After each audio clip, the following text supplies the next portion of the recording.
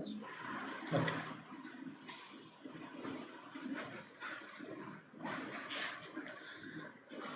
தேவ சமூகத்தில் மிகவும் அன்பாய் கூட்டிச் சேர்க்கப்பட்ட அன்புக்குரிய சகோதர சகோதரர்களே, உங்கள் யாவருக்கும் நம்முடைய பரம்பிதாவாகிய தேவனாலும் நம்முடைய ஆண்டவராகிய இயேசு கிறிஸ்து நாமத்தினாலும் கிருபையும் சமாதானம் உண்டாதாக என்ற அன்பின் வாழ்த்துக்களை என்ற அருமையான ஒரு மாதத்தை தெரிவித்துக் கொள்கிறோம். அது மாத்திரமல்ல, நாம் ஒவ்வொரு நாளும் தேவனுடைய சத்திய வார்த்தைகளை நம்முடைய அன்பு சகோதரர் வாயிலாக நாம் கேட்டுக்கொண்டு வருகிறோம். அந்த அடிப்படையில் கூட இன்றைய நாளும் கூட ஒரு தேவனுடைய சத்திய பாடத்தை கேட்க இருக்கிறோம். அதற்கு முன்பாக ஒரு ஜெபத்துடன் கூட இந்த கூடியை நாம் ஆரம்பம் செய்யலாம். நம்ம மத்தியிலே ஜெபம் செய்யும்படியாக நம்முடைய அன்பு சகோதரர் வினோத் பாபு பிரதர் சபையின் சார்பாக முன்னழைக்கிறோம்.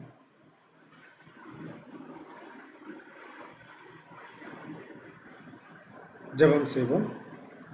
வானாதி வானங்களில் வீட்டிலிருந்து இந்த பூமியில் உள்ள மனு மக்களாக எங்களை கண்ணோக்கி பார்த்து வழிநடத்துவதான நன்மை நல்ல தகப்பனே, இதோப்பா கடந்த நேரங்களிலும் கூட எங்கள் கண்ணினிமை போல பாதுகாத்து வழிநடத்தி இந்த ஒரு நாளையும் கிருபையாய் கொடுத்து அள்ளி பகல் முழுவதும் எங்களை காத்து வழிநடத்தி இந்த ஒரு சாயங்கால வேளையிலும் உமது மேலான சத்தியங்களையும் உமது வேதத்தில் உள்ள திட்டங்களையும் நாங்கள் அறிந்து கொள்வதற்கு நீர் பாராட்டின ஒரு கிருபைக்கும் அன்புக்காகவும் கூட மீண்டுமாக எங்கள் ஆண்டவராகிய இயேசு கிறிஸ்து மூலம் துதி ஸ்தோத்திரங்களை எடுத்துக்கோங்கப்பா.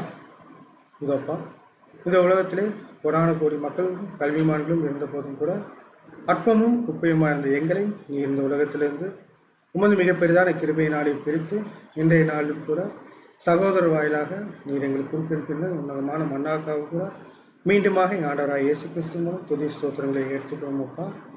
இதோப்பா இந்த சத்திய பாடத்தை கேட்கிற பிள்ளைகளாக நாங்கள் அதை கேட்பது மாத்திரமல்லாமல் அதை எங்கள் மனதிலே விதைத்து அதற்கேற்ற பலன்களில் 30, 60, 100 வழங்குவதாக எங்கள் ஓட்டத்தை ஓட தேவையான ஞானத்தையும் பரிசுத்தாவின் வழிநடத்தையும் அதிகமாய் தந்து ஆசீர்வாதத்துடன் எடுத்துமப்பா. இதப்பா போதிக்கிறதான தாசனுக்கும் கேட்கிறதான எங்களுக்கும் தேவையான பரிசுத்தாவின் குறித்து இந்த ஒரு பாடத்தை எங்கள் உள்ளத்திலே நாங்கள் வைத்துக்கொண்டு அதை எங்கள் வாழ்க்கையை பிரயோஜனப்படுத்திக் கொள்ள தேவையான ஞானத்தையும் பரிசுத்தாவின் அதிகமாய் தந்தலும் இந்த கூட்டம் தூக்கம் முதல் முடிவு வரைந்தும் தீவிர பிரசன்னம் என்று ஆசீர்வாதத்துடன் நடத்த வேண்டும். இந்த ஒரு சிறிய மண்டாட்டை எங்கள் கர்த்தரும் அருமை இரட்சகருமாகிய இயேசு கிறிஸ்துவின் வெளியேறப்பட்ட நாமத்தை கேட்டுக்கொள்ளும் நல்ல பிதாவே, ஆமென்.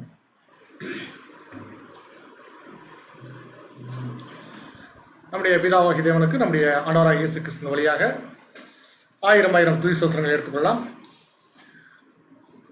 நாம் இன்றைய நாளிலும் கூட நாம் பார்க்கக்கூடிய ஒரு பாடத்துறை தலைப்பு பார்த்தீங்கன்னா, மனிதர்கள் சட்டத்திற்கு கீழ்ப்படிதல். மனிதர்கள் சட்டத்திற்கு கீழ்ப்படிதல் அப்படின்ற ஒரு தலைப்பே கொஞ்சம் வித்தியாசமான தலைப்பாக தான் இருக்குது. இந்த தலைப்பிலிருந்து நம்முடைய ஆவிக்குரிய ஜீவித்திற்கு பிரயோஜனம் உள்ள வகையிலையும் இந்த ஒரு புது சிருஷ்டியுடைய வளர்ச்சிக்கு தேவையான ஒரு ஊட்டமுள்ள ஒரு சத்தியங்களை நமது இடத்தில் பகிர்ந்து கொடுக்கும்படியாக நம்முடைய அன்பு சகோதரர் ஜேம்ஸ் பாஸ்கர் பிரதர் அவர்களை சபையின் சார்பாக முன்னிலைக்கிறோம்.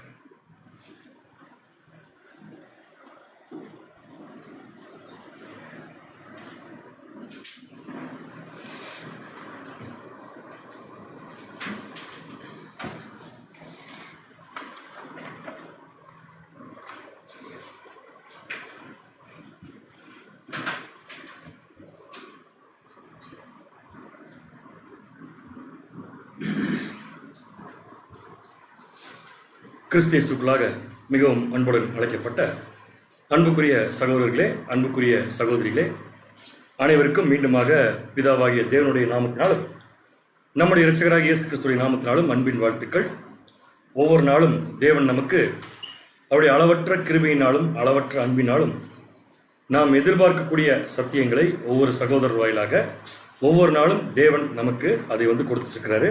ஸோ தேவனுக்கு கிறிஸ்துவின் மூலம் நம்முடைய நன்றிகளை நாம் தெரிவித்துக் கொண்டு இன்றைய நாளிலும் கூட வேதாகமத்திலிருந்து ஒரு கருத்தை மையமாக வச்சு அந்த கருத்துக்கு நம்முடைய கேள்விகளையும் நம்ம வச்சு அதுக்கப்புறமா அதுக்கு பைபிள் என்ன விடை சொல்லுது, வசனங்கள் என்ன விடை சொல்லுது அப்படிங்கிறத நம்ம இன்னைக்கு பார்க்க இருக்கிறோம்.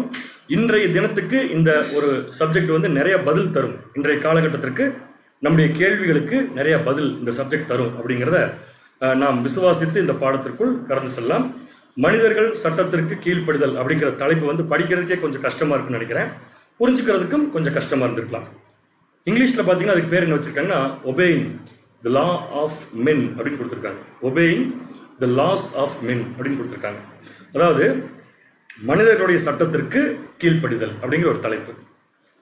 இப்ப மனிதர்கள் அப்படிங்கிறவங்க யாரு அப்படிங்கிற ஒரு கேள்வியிலிருந்து ஓகே. ஸோ இங்கே சொல்லப்பட்ட மனிதர்கள் அப்படிங்கிறது யாருன்னு சொல்லி பார்த்தீங்கன்னா அரசாங்கம் அப்படின்னு நம்ம வச்சுக்கணும். இல்லை, மனிதர்கள் அப்படிங்கிற பேர் இடத்துல நம்ம போட்டுக்கொள்ள வேண்டிய வார்த்தை வந்து அரசாங்கம். இப்போ நம்ம எல்லாருமே ஒரு அரசாங்கத்துக்கு கீழே தான் இருக்கோம். அந்த அரசாங்கம் மனிதர்களால் நடத்தப்படுகிறது, சத்தியத்தில் இருக்கிற பிள்ளைகளால் கிடையாது. அந்த அரசாங்கம் யாருனால் நடத்தப்படுதுன்னு சொல்லி பார்த்தீங்கன்னா உலக மனிதர்கள். ஸோ அந்த உலக மனிதர்கள் அரசாங்கம் நடத்துறதுக்கு சில சட்டங்கள் வச்சிருக்காங்க. அந்த சட்டத்திற்கு நம்ம கீழ்ப்படியணுமா கீழ்ப்படியக்கூடாதா அப்படிங்கிறதா நீங்கள் நம்ம பார்க்கக்கூடிய தலைப்பு. ஸோ தலைப்பு எல்லாருக்கும் புரிஞ்சிருக்குன்னு நான் நினைக்கிறேன். மறுபடியும் ஒரு தடவை ரிப்பீட் பண்ணுறேன். இன்னைக்கு மனிதர்கள் அப்படின்னு நம்ம இந்த சப்ஜெக்டில் பார்க்க போகிறது அரசாங்கம். அரசாங்கம் நடப்பதற்கு சில சட்டங்கள் தேவை, சட்டங்களை காப்பாற்றுறதுக்கு தான் அரசாங்கம். பட் இந்த அரசாங்கம் சில சட்டங்களை போட்டு நடத்துறது யார் மூலமானு பார்த்தீங்கன்னா உலக மனிதர்கள் மூலமா, நாட் தேவனுடைய பிள்ளைகள். ஆனால் தேவனுடைய பிள்ளைகள் எப்படி இருக்காங்கன்னு சொல்லி பார்த்தீங்கன்னா இந்த உலக மனிதர்களுடைய சட்டத்திற்கு கீழே தான் இருக்கணும். இப்போ நம்மள அதில் தான் இருக்கும். இப்போ இந்த பிக்சரில் பார்த்தீங்கன்னா உங்களுக்கு வந்து இங்கே ஒரு நின்றுருக்காரு. அவர் சொல்றதுக்கு மற்றவங்கெல்லாம் கீழ்ப்படுகிறாங்க இல்லைங்களா? ஸோ அங்கே நின்றுருக்கவர் யாருன்னு பார்த்தீங்கன்னா அரசாங்கம் அப்படின்னு வச்சுட்டா, அந்த பக்கம் நின்று இவர் சொல்றதுக்கு கீழ்ப்படியது யாருன்னு சொல்லி பார்த்தீங்கன்னா தேவனுடைய பிள்ளைகள் அப்படின்னு நம்ம எடுத்துக்கலாம். இப்போ நம்மளுடைய கண்டிஷன் இதுதான், இந்த பிக்சர்ல இருக்கிற கண்டிஷன் தான் நமக்கு சரியான ஒரு கொஸ்டின். அப்ப யாரை லீட் பண்றது இந்த பிக்சர்ல அப்படின்னு கொஞ்சம் பார்த்தோம்னா அரசாங்கம் தேவனுடைய பிள்ளைகள் என்ன பண்ணுதுங்க இப்ப லீட் பண்ணுது. கரெக்டா நான் சொல்றது? அதாவது அந்த பக்கம் நிக்கிறவங்க இவரை லீட் பண்றாங்கன்னு பார்த்தா கண்டிப்பா கிடையாது. இந்த பக்கம் நிக்கிறார் ஒருத்தர், அவர் தான் மனிதன், அவர் தான் அரசாங்கத்தை நடத்துறவர். அந்த அரசாங்கத்துக்கு கீழே தான் யார் இருக்காங்கன்னு பார்த்தீங்கன்னா தேவனுடைய பிள்ளைகள் இருக்கிறாங்க. அவங்க இந்த ரூலிங்க்கு கீழே தான் இருக்கிறாங்க அப்படிங்கிறது தான் ஒரு சரியான அர்த்தம். இப்போ நமக்கு சில கேள்விகளை உங்க முன்னாடி நான் வைக்கிறேன். இந்த அரசாங்கத்தில், இந்த மனிதர்களால் நடத்தப்படக்கூடிய அரசாங்கத்தில் நாம் எப்படி இருக்கணும் அப்படிங்கிறத பற்றி இதுக்கு முன்னாடி நம்ம கொஞ்சம் படிச்சிருக்கோம். அதெல்லாம் நம்ம ரீகால் பண்ணி பார்க்கலாம். இதுக்கு முன்னாடி நான் சொல்றது பேசிக்ல இருந்தே படிச்சிருக்கோம். நம்முடைய ஆண்டவராக இயேசு கிறிஸ்து ஜெபம் பண்ண கற்றுக்கொள்ளுங்கன்னு சொல்லி சீஷர்கள் சொல்லும்போது அவர் சொன்னது மனிதர்களுடைய ராஜ்யத்தை பத்தியா கிறிஸ்துடைய ராஜ்யத்தை பத்தியா? அந்த பரமண்டல ஜெபத்திலே நம்ம ஆரம்பிச்சோம்னா ரொம்ப கிளியரா இருக்கும். எப்படி இருக்குன்னு பார்த்தீங்கன்னா, பரமண்டலத்தில் இருக்கிற எங்கள் பிதாவே உம்முடைய நாமம் பரிசுத்தப்படுவதாக. அடுத்த பாயிண்ட் என்னங்க? உம்முடைய ராஜ்யம். அப்ப இயேசு கிறிஸ்து நமக்கு சொல்லிக் கொடுத்த எதை பத்தி?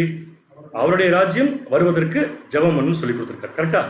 இன்னொரு சம்பவம், இதை மனசுல வச்சுக்கோங்க, இந்த பாயிண்ட் மனசுல வச்சுக்கோங்க. இன்னொரு சம்பவம், தானியேல் தீர்க்கதரிசன புஸ்தகத்துல பாபிலோன் ராஜா நேபுகாத்நேச்சார் ஒரு கனவு கண்டாரு. அந்த கனவுல ஒரு சிலை வந்துச்சு. அந்த சிலை வேற எதுவும் இல்லை, உலக ராஜ்யங்கள் வரிசையா எப்படி வந்துச்சுங்கிறத பிரதிபலிக்கப்பட்ட ஒரு கனவு. அந்த கனவுல ஒரு கைகளால் பெயர்க்கப்படாத கல் வந்து பார்த்தீங்கன்னா அந்த சிலையின் பாதத்துல மோதும் இல்லையா? ஸோ அந்த சிலை உலக ராஜ்யங்கள், அந்த சிலையினுடைய பாதம் இப்ப நம்ம இருக்கிற காலப்பகுதி. நம்ம ஏற்கனவே படிச்சிட்டோம், ஐக்கிய நாடுகள் சபை. அந்த பீரியட்ல ஒரு கல் வந்து மோதுன்னு படிச்சோம் இல்லையா? அந்த கல் யாரு? இயேசு கிறிஸ்து கல்லு. இயேசு கிறிஸ்துவும் சபையும், நம்ம இயேசு கிறிஸ்துவும் சபையும். அப்ப அந்த கல்லு எதுக்காக வருதுன்னா உலக ராஜ்யங்களை உடைக்க வருது. அதான மீனிங். அந்த அந்த அந்த ப்ராஃபஸில் அதான் மீனிங். அந்த கல்லு உலக ராஜ்யங்களை உடைக்க வருதுன்னு சொல்லி படித்தோம். ஆனா இப்ப நம்ம அந்த ராஜ்யத்துக்கு கீழ்படுத்த இருக்கோம். இப்ப இந்த ரெண்டு விஷயத்தையும் நம்முடைய ஆண்டவர் என்ன, அந்த உங்களுடைய ராஜ்யம் வருவதாக அப்படிங்கிற ஜபத்தையும் நம்ம உலக ராஜ்யங்களை உடைக்கத்தான் வந்திருக்கோங்கிற கான்செப்ட் ரெண்டையும் மிக்ஸ் பண்ணோம்னா அது ரெண்டும் ஒரே மாதிரி தான் இருக்கு. எப்படின்னா நம்ம ராஜ்யத்தை உடைக்கத்தான் வந்திருக்கோம்னு தெளிவா தெரியுது. ஆனா இப்ப நம்ம இந்த ராஜ்யத்துக்கு கீழ்பட்டு தான் இருக்கிறோம். கரெக்டா என்ன சொல்றது? இந்த ராஜ்யத்திற்கு கீழ்பட்டிருக்கோம். ஸோ நேச்சுரலா என்ன கொஸ்டின் வந்துருச்சு? ரெண்டுமே அப்படி ஆப்போசிட். இன்னைக்கு மனிதர்களால் நடத்தக்கூடிய ராஜ்யத்தை நாம உடைக்க வந்திருக்கிறோமா கீழ்ப்படி வந்திருக்கோமா? இதுதான் இந்த சப்ஜெக்டுடைய கேள்வி. உடைக்க வந்திருக்கிறோமா கீழ்ப்படி வந்திருக்கிறோமா? ரொம்ப கஷ்டமான கேள்வியா இருக்குமோ இது? சில பேர் ரொம்ப புத்திசாலித்தனமா பதில் சொல்லுவாங்க. போத், ரெண்டுமே தான். உடைக்க வந்திருக்கிறோம், கீழ்ப்படி வந்திருக்கோம். இது எப்படி தெரியுங்களா இருக்குது?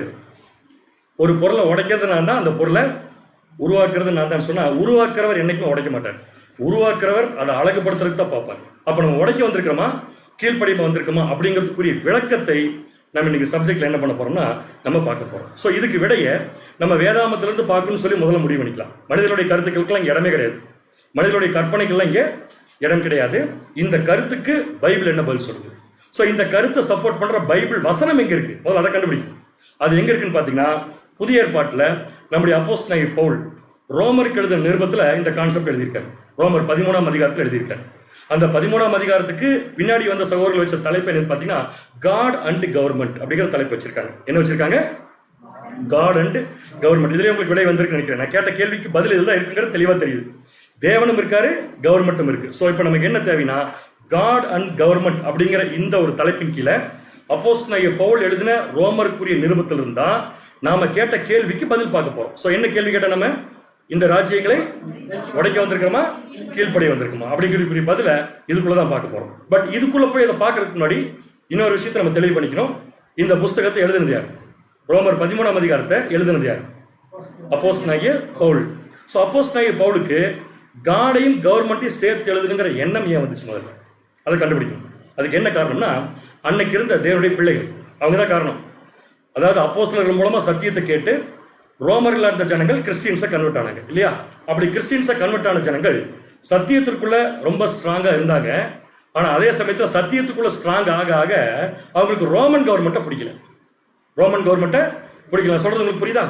ரோமன் கவர்மெண்ட்ல இருந்து அப்போஸ்தலர்கள் சொன்ன சத்தியத்தை கேட்டு கிறிஸ்தவர்களா மாறினாங்க.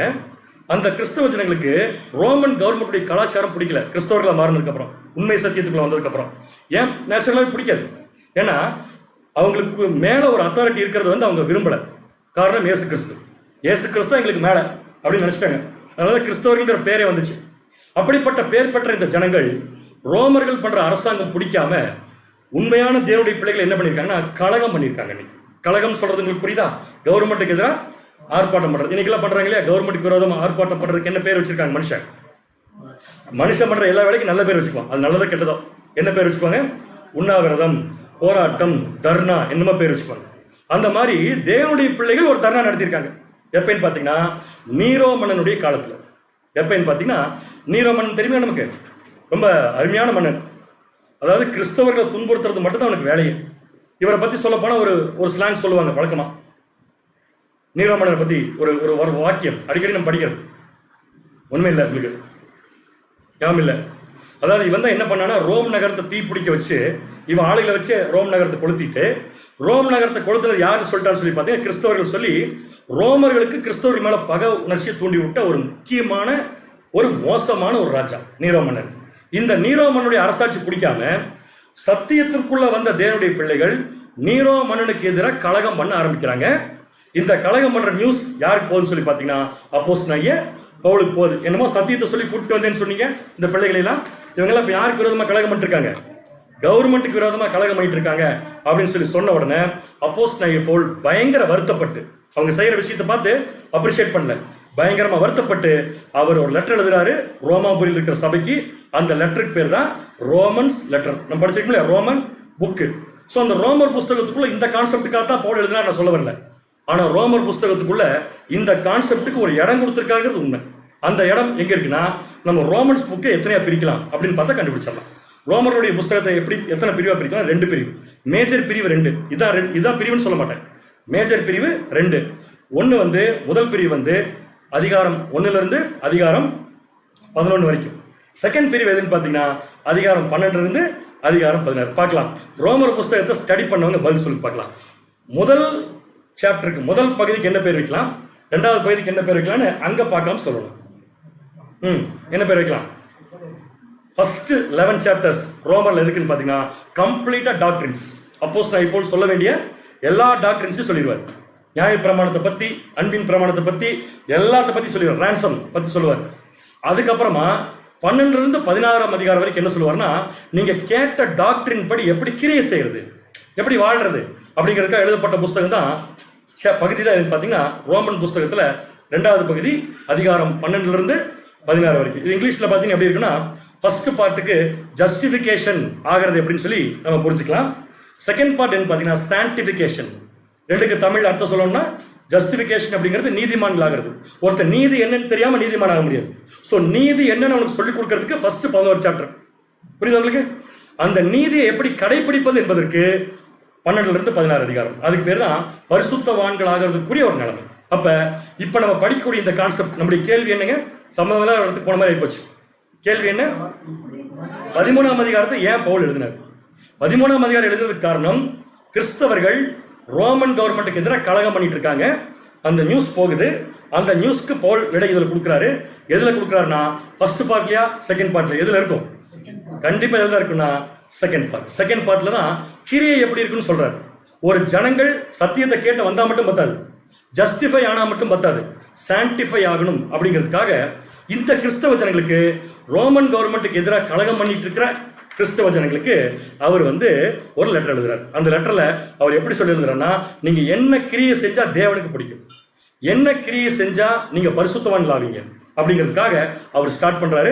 ஸோ அந்த ஸ்டார்ட் பண்ற விஷயம் தான் எங்க இருக்குன்னு பாத்தீங்கன்னா 13ஆம் அதிகாரம், ரோமர் 13ஆம் அதிகாரத்துல வசனம் 1 to 7 இருக்கு. அதுக்கு தலைப்பே நம்ம எப்படி வச்சிருக்கோம்னு பாத்தீங்கன்னா காட் அண்ட் கவர்மெண்ட். சரிங்களா? ஸோ பேக்ரவுண்ட் முடிஞ்சது, சப்ஜெக்ட்ல வந்துடலாம். இப்ப கேள்வி உங்ககிட்ட, பார்த்துட்டு இருக்கிற எல்லாத்திட்டையும், கவர்மெண்ட் கண்டிப்பா தேவையா? ஜோ வெளியே யாராவது கேட்டா இன்னும் பேர் ஆகிறதுங்களா? கவர்மெண்ட் அப்படிங்கிறது கண்டிப்பா தேவையா? Yes or no? பதில் எஸ். எதுக்கு கவர்மெண்ட் நமக்குலாம்? ஏன் நம்ம கவர்மெண்ட்ல இருக்க முடியாதா? கண்டிப்பா கவர்மெண்ட் இல்லாம நம்ம இருக்க முடியாது. எப்படின்னு சொல்லுங்க, உதாரணம் சொல்லுங்க. இப்ப கவர்மெண்ட் ஒன்று வீட்டு வச்சுக்கோங்களேன், இன்னைக்கு நம்ம வீட்டுக்குள்ள வந்து எவனா ஒருத்தர் நம்ம அடிச்சு நம்ம பொருளை எடுத்து போனா ஒன்னு கேள்வி. அப்ப கவர்மெண்ட் அப்படிங்கிறது கண்டிப்பா தேவை. எதுக்குன்னு கேட்டீங்கன்னா டு மெயின்டைன் த ஆர்டர். ஒரு சட்டம் இருக்கு, அந்த சட்டத்தை மெயின்டைன் பண்றதுக்கு ஒரு சில ஆட்கள் வேணும் இல்லையா? அந்த சட்டத்தை மெயின்டைன் பண்ற ஆட்களுக்கு அடங்கிய தொகுப்புக்கு பேர் தான் அரசாங்கம் இல்லையா? இந்த அரசாங்கம் இப்பவும் இருக்கு, நாம அந்த அரசாங்கத்துக்குள்ளதான் இருக்கிறோம். கரெக்டுங்களா? இப்ப அரசாங்கத்துக்குள்ள நாம கீழ்ப்படியணுமா, கலகம் பண்ணணுமா, உடைக்கணுமா, கீழ்ப்படியணுமா? கொஸ்டின். அரசாங்கம் தேவை தானே? அரசாங்கம் தேவையா இல்லையா? தேவை. ஸோ இந்த அரசாங்கத்துக்குள்ள தான் நம்ம இருக்கிறோம்.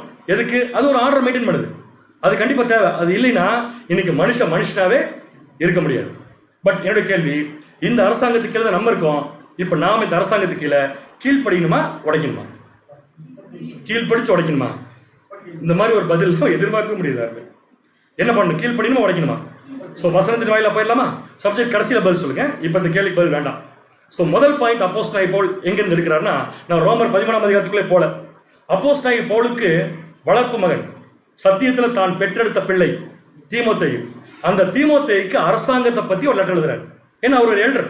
ஸோ அந்த எல்டர் வந்து சபை எப்படி வழி நடத்தணும், கவர்மெண்ட் கீழ் இருந்து அந்த எல்டர் ஒரு சபை எப்படி வழி நடத்தணுங்கிறதுக்கு அந்த அப்போஸ்தலனாகிய தீமோத்தேயு, அப்போஸ்தலனாகிய பவுல் தீமோத்தேயுக்கு எழுதுற லெட்டரை நல்லா நிறுத்தி நிதானமா வாசிக்கலாம். கீழ்ப்படியணுமா, உடைக்கணுமா? வாசிக்கலாம். 1 தீமோத்தேயு 2ஆம் அதிகாரம் 1ஆம் வசனம். 1 தீமோத்தேயு 2ஆம் அதிகாரம் 1ஆம் வசனம். நான் பிரதானமாய் சொல்லுகிற புத்தி என்னவெனில் எல்லா மனுஷருக்காகவும் விண்ணப்பங்களையும் ஜெபங்களையும் வேண்டுதல்களையும் ஸ்தோத்திரங்களையும் பண்ண வேண்டும். எல்லா மனுஷருக்கு நீங்க என்ன பண்ணுங்க? ஜெபம் பண்ணுங்க. எப்படி? இன்னைக்கு பேர் சபையில பண்ற மாதிரியா? இது நடந்தே ஆக வேண்டும், அது கடந்தே ஆக வேண்டும், அப்படிலாம் கிடையாது. தேவனுடைய சித்தத்துக்கு நீங்க ஜெபம் பண்ணுங்க. அப்படி ஜெபம் பண்றப்ப பாகுபாடு பார்க்காதீங்கிற இடத்துல. அடுத்த பாயிண்ட், நெக்ஸ்ட் பாயிண்ட், 2ஆம் வசனம். நாம் எல்லா பக்தியோடும், நாம் இப்ப யாரு? உலக ஜனங்களா, தேவனுடைய பிள்ளைகளா? உலக ஜனங்களா, தேவனுடைய பிள்ளைகளா?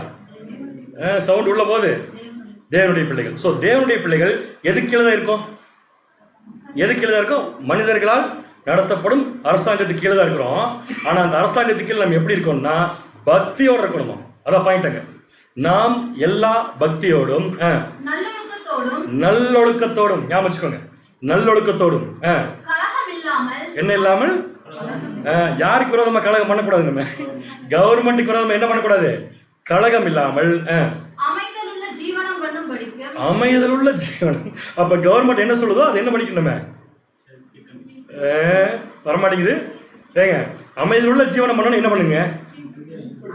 அப்படியா? பின்னாடி மாற்ற மாட்டீங்களே. அமைதியுள்ள ஜீவன் பண்ணா என்ன பண்ணணும்?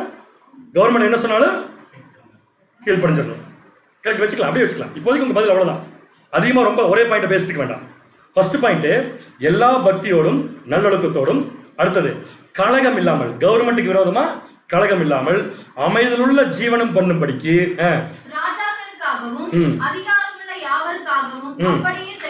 அப்படியே செய்ய வேண்டும். 3ஆம் வசனம், நம்முடைய இரட்சகராகிய தேவனுக்கு முன்பாக அது நன்மையும் பிரியமுமாய் இருக்கிறது. சரியான பாயிண்ட் சொல்றேன். அப்படி நீங்க கலகம் பண்ணாம இருந்தீங்கன்னா, அப்படி நீங்க கவர்மெண்ட்டுக்கு கீழ்ப்படிச்சிருந்தீங்கன்னா, அது நம்முடைய இரட்சகராகிய தேவனுக்கு முன்பாக என்னவா இருக்காமா? நன்மையும் எப்படி இருக்காமா? பிரியமுமா இருக்கிறது. நல்லா தான் ஓடிட்டு இருக்குது, ஒன்றும் பிரச்சனை இல்லையா? எனக்கு கூட தெரியல, நல்லா தான் இருக்கு. ஓகே, ஸோ மறுபடியும் கடைசி லைன் வாசிக்கலாம். நம்ம கலகம் பண்ணாம கீழ்ப்படுதலோடு இருக்கிறது எப்படி இருக்குன்னு பாத்தீங்கன்னா, நம்முடைய இரட்சகராகிய தேவனுக்கு முன்னாடி எப்படி இருக்கலாமா? எல்லாருடைய கான்சன்ட்ரேஷன் அவுட். இப்ப டோட்டலா மறுபடியும் சொல்றேன், மறுபடியும் வாசிங்க. 1 தீமோத்தேயு 2:3 வாசிங்க. 1 தீமோத்தேயு 2ஆம் அதிகாரம் 3ஆம் வசனம், நம்முடைய இரட்சகராகிய ரட்சகராகிய தேவனுக்கு முன்பாக அது நன்மையும் பிரியமுமாய் இருக்கிறது. எது? கவர்மெண்ட் என்ன சொன்னாலும் கீழ்ப்படியாம கவர்மெண்ட்டுக்கு விரோதமா கலகம் பண்றது தேவனுக்கு நன்மையும் பிரியமா இருக்குதா? கிடையவே கிடையாது. எப்படி இருக்கணும் அப்ப கவர்மெண்ட் கூட? நம்ம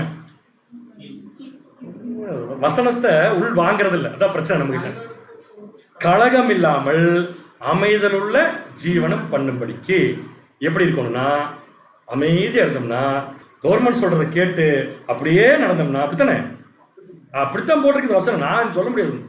இருந்தோம்னா நம்முடைய ரட்சகராய தேவனுக்கு முன்னாடி அப்படி இருக்க, எப்படி இருக்காம அது நன்மையும் பிரியமா இருக்கு. இப்ப நம்முடைய கேள்வி, நான் ஏன் கவர்மெண்ட் கீழ்ப்படியணும்? நான் கவர்மெண்ட்டை உடைக்கிறதுக்குலாம் வந்திருக்கிறேன் அப்படின்னு ஒரு கேள்வி கேட்டா, அந்த கேள்விக்கு நம்ம பதில் சொல்றதை விட அப்போஸ்தலன் பவுல் சொல்ற பதில் ரொம்ப பர்ஃபெக்டா இருக்கு.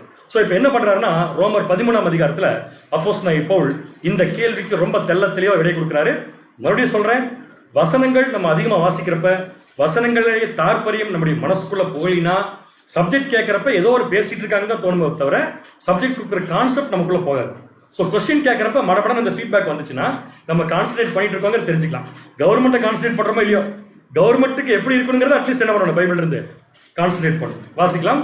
ரோமர் 13ஆம் அதிகாரம் 1ஆம் வசனத்துல அப்படியே வாசிங்க.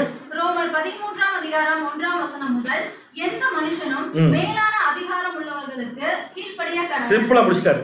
நீ எப்பேற்பட்ட மனுஷனா இருந்தாலும் சரி, முதல்ல நீங்க என்ன பண்ணுங்க, மேலான அதிகாரம் உள்ளவர்களுக்கு என்ன பண்ணுங்க, கீழ்ப்படியுங்கள். அடுத்தது, ஏனென்றால் தேவனாலே அன்றி ஒரு அதிகாரமும் இல்லை, உண்டாயிருக்கிற அதிகாரங்கள் தேவனாலே நியமிக்கப்பட்டிருக்கிறது. மறுபடியும் படிங்க இந்த லைனை. தேவனாலே அன்றி ஒரு அதிகாரமும் இல்லை. நம்மள ஒருத்த கண்ட்ரோல் பண்றான்னா அவன் யார்கிட்ட பர்மிஷன் வாங்கிட்டு வந்திருக்கான்? தேவன் கிட்ட. ஞாபகம் வச்சுக்கலாம். சோ தேவனால் அன்றி ஒரு அதிகாரமும் இல்லை. 2ஆம் வசனம் வந்துடலாம். 2ஆம் வசனம், ஆதலால் அதிகாரத்துக்கு எதிர்த்து நிற்கிறவன், நான் உடைப்பேன் அப்படின்னு சொல்லி எதிர்த்து நின்னா, தேவனுடைய நியமத்துக்கு எதிர்த்து நிற்கிறான். தேவனுடைய நியமத்திற்கு என்ன பண்றான்? எதிர்த்து நிற்கிறான். அப்படி எதிர்த்து நிற்கிறவர்கள் தாங்களே ஆக்கினையை வருவித்துக் கொள்கிறார்கள். தாங்களே என்ன பண்ணிக்கிறாங்க? ஜட்ஜ்மெண்ட் வாங்கிக்கிறாங்க. அடுத்தது 3ஆம் வசனம். 3ஆம் வசனம், மேலும் அதிகாரிகள் நற்கிரியைகளுக்கல்ல. முதல் 2 வசனம் அதிகாரம், அதுக்கப்புறம் வசனம் அதிகாரிகள். சோ அதிகாரிகள் நற்கிரியைகளுக்கல்ல, துர்க்கிரியைகளுக்கே பயங்கரமாய் இருக்கிறார்கள். கவர்மெண்ட் இருக்கிற ஆபீஸ்ல எப்படி இருக்காங்களாமா? பயங்கரமா இருக்காங்களாம். அப்புறம், ஆகையால் நீ அதிகாரத்துக்கு பயப்படாதிருக்க வேண்டுமானால், கவர்மெண்ட்டுக்கு பயப்படாம இருக்கணும்னா நன்மை செய், அதனால் உனக்கு புகழ்ச்சி உண்டாகும். அதனால் உனக்கு என்ன உண்டாகும்? புகழ்ச்சி. யார்கிட்ட இருந்து? கவர்மெண்ட் கிட்ட இருந்து. அதான் மீனிங் இருக்கு. இதெல்லாம் விளக்க பிராக்டிகலா சொல்றேன் நான். ஒரு வசனமா போறப்ப விளக்க பார்க்கலாம். அடுத்தது 4ஆம் வசனம். 4ஆம் வசனம், உனக்கு நன்மை உண்டாகும் பொருட்டு அவன் தேவ ஊழியக்காரனாய் இருக்கிறான். அன்பான சகோதர சகோதரிகளே, அவன் தேவ ஊழியக்காரனாய் இருக்கிறான் என்று போட்டிருக்கிறது. அது எவன்? அதிகாரிகள். அதிகாரிகள். சோ அதிகாரிகள் யாருடைய ஊழியக்காரன்? நேபுகாத்நேச்சார் யாருடைய ஊழியக்காரன்? தேவனுடைய ஊழியக்காரன். நாம யாருடைய ஊழியக்காரர்கள்? நம்மளை கண்ட்ரோல் பண்ற கவர்மெண்ட் இருக்கிற அதிகாரிகள் யாருடைய ஊழியக்காரன்? அடுத்தது, நீ நன்மை செய்தால் பயந்திரு. நன்மை செய்திருந்தால் பயந்திரு. பட்டயத்தை அவன் விருதாவாய் பிடித்திருக்க. அப்ப கவர்மெண்ட் இருக்கிற அதிகாரிகள் கையில் என்ன இருக்கு? பட்டயம் இருக்கு. அவனும் சும்மா பட்டயத்தை பிடிக்கல, ஒரே போட்டு போட்டுருவான். தீமை செய்கிறவன் மேல் கோபாக்கினை வரப்பண்ணும்படி அவன் நீதியை செலுத்துகிற தேவ ஊழியக்காரனாய் இருக்கிறானே. மறுபடியும் அண்டர்லைன் பண்ணுங்க. அவன் நீதியை செலுத்துகிற தேவனுடைய அதாவது நீரோமன்னனை பத்தி பேசிட்டு அப்போஸ்தலன் பவுல். அடுத்தது 5ஆம் வசனம். 5ஆம் வசனம், ஆகையால் நீங்கள் கோபாக்கினையின் நிமித்தம் மாத்திரமல்ல மனசாட்சி நிமித்தமும் கீழ்ப்படிய வேண்டும். கவர்மெண்ட் ஆபீசர் அடிச்சிருவாருன்னு பயப்பட வேண்டாம். எதன் நிமித்தம் நீங்க கீழ்ப்படிங்க? உங்க மனசாட்சி நிமித்தம் நீங்க கீழ்ப்படிய வேண்டும். 6ஆம் வசனம், இதற்காகவே நீங்கள் வரியையும் கொடுக்கிறீர்கள். இந்த சப்ஜெக்ட் கேட்டிருக்கவங்க யாராவது ஒருத்தர் நான் டாக்ஸ் கட்டுறது இல்லைங்கிறவங்க மட்டும் கொஞ்சம் கை தூக்குங்க. எனக்கு தெரியும் நல்லா வைங்கிறது. டாக்ஸ் யார் கட்டுறோம்? House tax, water tax, income tax, road tax. அப்ப கம்பல்சரி எல்லாரும் என்ன கட்டுறோம்? யாருக்கு? கவர்மெண்ட். கட்டுறீங்களா கவர்மெண்ட்டுக்கு? எப்படி? ஏன் உடைக்க வேண்டியதான் இப்ப கவர்மெண்ட் டாக்ஸ் கட்ட மாட்டேன்ட்டு. அடுத்தது, அவர்கள் இந்த வேலையை பார்த்து வருகிற தேவ ஊழியக்காரராய் இருக்கிறார்களே. தேவ ஊழியக்காரன் என்ற வார்த்தை 3 வசனங்களில் 3 முறை வந்திருக்கிறது. அவர்கள் தேவ ஊழியக்காரர்களாக இருக்கிறார்களே. 7ஆம் வசனம். 7ஆம் வசனம், ஆகையால் யாவருக்கும் செலுத்த வேண்டிய கடமைகளை செலுத்துங்கள். எவனுக்கு வரியை செலுத்த வேண்டியதோ அவனுக்கு வரியையும், வரி செலுத்த வேண்டியவனுக்கு வரியை செலுத்துங்க. கடமையை செய்ய வேண்டியவனுக்கு கடமையை செய்யுங்க. எவனுக்கு தீர்வையை செலுத்த வேண்டியதோ அவனுக்கு தீர்வையையும் செலுத்துங்கள். எவனுக்கு பயப்பட வேண்டியதோ அவனுக்கு பயப்படுங்கள். எவனை கனம் பண்ண வேண்டியதோ அவனை கனம் பண்ணுங்க. எவனை கனம் பண்ணுமோ என்ன பண்ணுங்க, அவனை கனம் பண்ணுங்க. இப்ப நிறைய பேர் மனசுக்கு ஒரு விஷயம் ஓடிட்டு இருக்கும். என்ன தெரியுமா, நம்ம எல்லா சப்ஜெக்ட்லயும் கவர்மெண்ட்டுக்கு விரோதமா ஒர்க் பண்றோம் நினைச்சிட்டு இருக்கிறோமே. இது இப்படி சொல்றது என்ன, கவர்மெண்ட்டுக்கு விரோதமா நம்ம ஒரு காலம் என்ன பண்றது இல்ல, ஒர்க் பண்றது இல்ல. ஆனா கவர்மெண்ட் சொல்ற எல்லா விஷயத்துக்கும் கீழ்ப்படியும் சொல்லி போல் சொல்லியிருக்காரா? கட்டாயமே கிடையாது. ஆனா எப்படி இருக்கணும், அமைதலா கலகம் பண்ணாம இருக்குன்னு சொல்லியிருக்காரு. அமைதலா இருக்கிறதுங்கிறது வேற, அடிபணிகிறதுங்கிறது வேற. நம்மள அடிபணி சொல்லி இங்க எந்த இடத்துலயும் சொல்லல. சோ சப்ஜெக்ட் கடைசி வரைக்கும் கேட்டு நீங்க முடிவு பண்ணுங்க, இடையில முடிவு பண்ணிட வேண்டாம். சோ இப்போ வரைக்கும் அப்போஸ்தலன் பவுல் ஆணி அடிச்ச மாதிரி சொல்றாரு, உங்களுக்கு மேல இருக்கிற கவர்மெண்ட் தேவனால் அப்பாயிண்ட் பண்ணப்பட்ட ஊழியக்காரர்களை கொண்டு தான் என்ன பண்ணிட்டு இருக்குது, இப்ப நடந்துட்டு இருக்குங்கிறத தெளிவா சொல்லிட்டாரு. இந்த வசனங்கள்லாம் படிச்சு முடிச்ச ஒருத்தர் சகோதரன், சத்தியத்தில் இருக்கிற ஒரு சகோதரன் என்ன மாதிரி நினைச்சிடக்கூடாதுன்னா, பவுல் சொன்ன இந்த வசனங்கள்லாம், இந்த இன்ஸ்ட்ரக்ஷன், இது சட்டம் தானே நமக்கு. பவுல் சொன்னதெல்லாம் நமக்கு சட்டமா இல்லையா? சட்டம் தான். அந்த சட்டம் எல்லாம் நமக்கு பொருந்தாது அப்படின்னு நினைச்சக்கூடாது. நம்ம சில பேர் எப்படி நினைச்சுக்கோ தெரியுமா, இந்த சட்டம் எல்லாம் பொருந்தும். எப்ப பொருந்தும்னா அர்த்தவாங்க. எப்ப பொருந்தும்னா பாருங்க, ஒரு சொல்ற பாருங்க கிளியரா, என்ன முடிவு பண்ணிட்டு படிச்சிடக்கூடாது. இந்த இந்த இந்த சப்ஜெக்டை, இந்த சாப்டரை என்ன முடிவு பண்ணிட்டு படிச்சிடக்கூடாதுன்னா, first of all we should not be ready to think. இப்படி திங்க் பண்ணக்கூடாது. எப்படி திங்க் பண்ணக்கூடாதுன்னா, these admonitions, இப்ப சொன்ன அறிவுரைகள், ரோமர் 13ஆம் அதிகாரம் வசனம் 1 to 7 வரைக்கும் சொன்ன அட்மானிஷன்ஸ் எல்லாம் good only if we had good rulers. நமக்கு மேல இருக்கிற அதிகாரிகள் நல்ல அதிகாரிகளா இருந்தா மட்டும்தான் நமக்கு அப்ளை ஆகும் அப்படின்னு நினைக்க கூடாது. அப்படிங்க திருப்பி சொல்லுமா, நம்மளை ஆட்சி செய்யற கவர்மெண்ட் இருக்கிற ஆபீசர்ஸ் எல்லாம் நல்லவங்களா இருந்தா மட்டும்தான் ரோமர் 13ஆம் அதிகாரத்தில் அப்போஸ்தலன் பவுல் சொன்ன சட்டங்கள் நமக்கு செல்லுபடி ஆகும் என்று என்ன பண்ணக்கூடாது, நினைக்கணும். அப்ப எல்லா சட்டமும் யார் ரூல் பண்ணாலும் கவர்மெண்ட்ல இருந்தாலும் அது நமக்கு என்ன ஆகும், அப்ளை ஆகும். பார்க்கலாமா ஒரு வசனமா?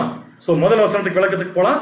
ரோமர் 13ஆம் அதிகாரம் வசனம் 1 to 7 பிராக்டிக்கலா நம்ம விளக்கம் பார்க்கலாம். வாசிக்கலாம். ரோமர் 13ஆம் அதிகாரம் 1ஆம் வசனம். ரோமர் 13ஆம் அதிகாரம் 1ஆம் வசனம், எந்த மனுஷனும் மேலான அதிகாரம் உள்ளவர்களுக்கு கீழ்ப்படிய கடவன். சோ ஃபர்ஸ்ட் நம்ம படிக்க வேண்டிய முக்கியமான விஷயம், மேலான அதிகாரத்துக்கு நீங்க என்னதான் பண்ணியாகணும், கீழ்ப்படிச்சுதான்.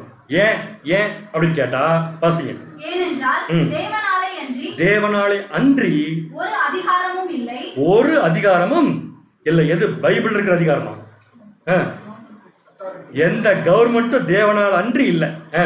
உண்டாயிருக்கிற அதிகாரங்கள் தேவனாலே நியமிக்கப்பட்டிருக்கிறது. இப்ப நல்ல சத்தியம் தெரிந்த பிள்ளைகள் மனசுக்குள்ள இந்த வசனத்தை படிச்ச ஒரு கேள்வி வரணும்.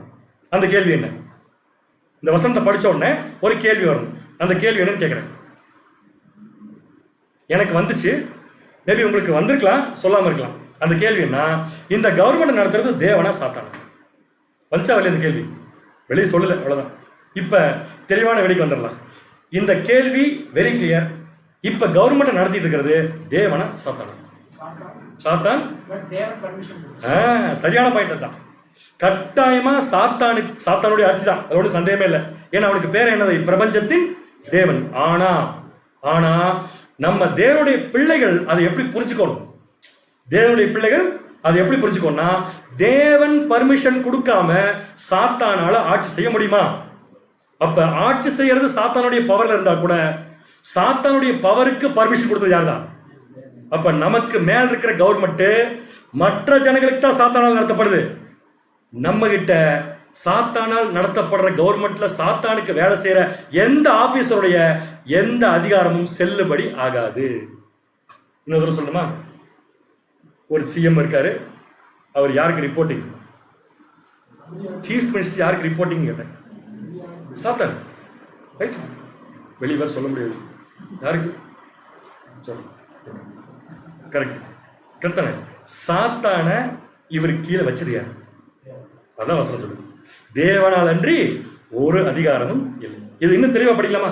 நம்முடைய ஆண்டவராகிய இயேசு கிறிஸ்து பிலாத்து முன்னாடி கொண்டு நிறுத்தினாங்க இல்லையா?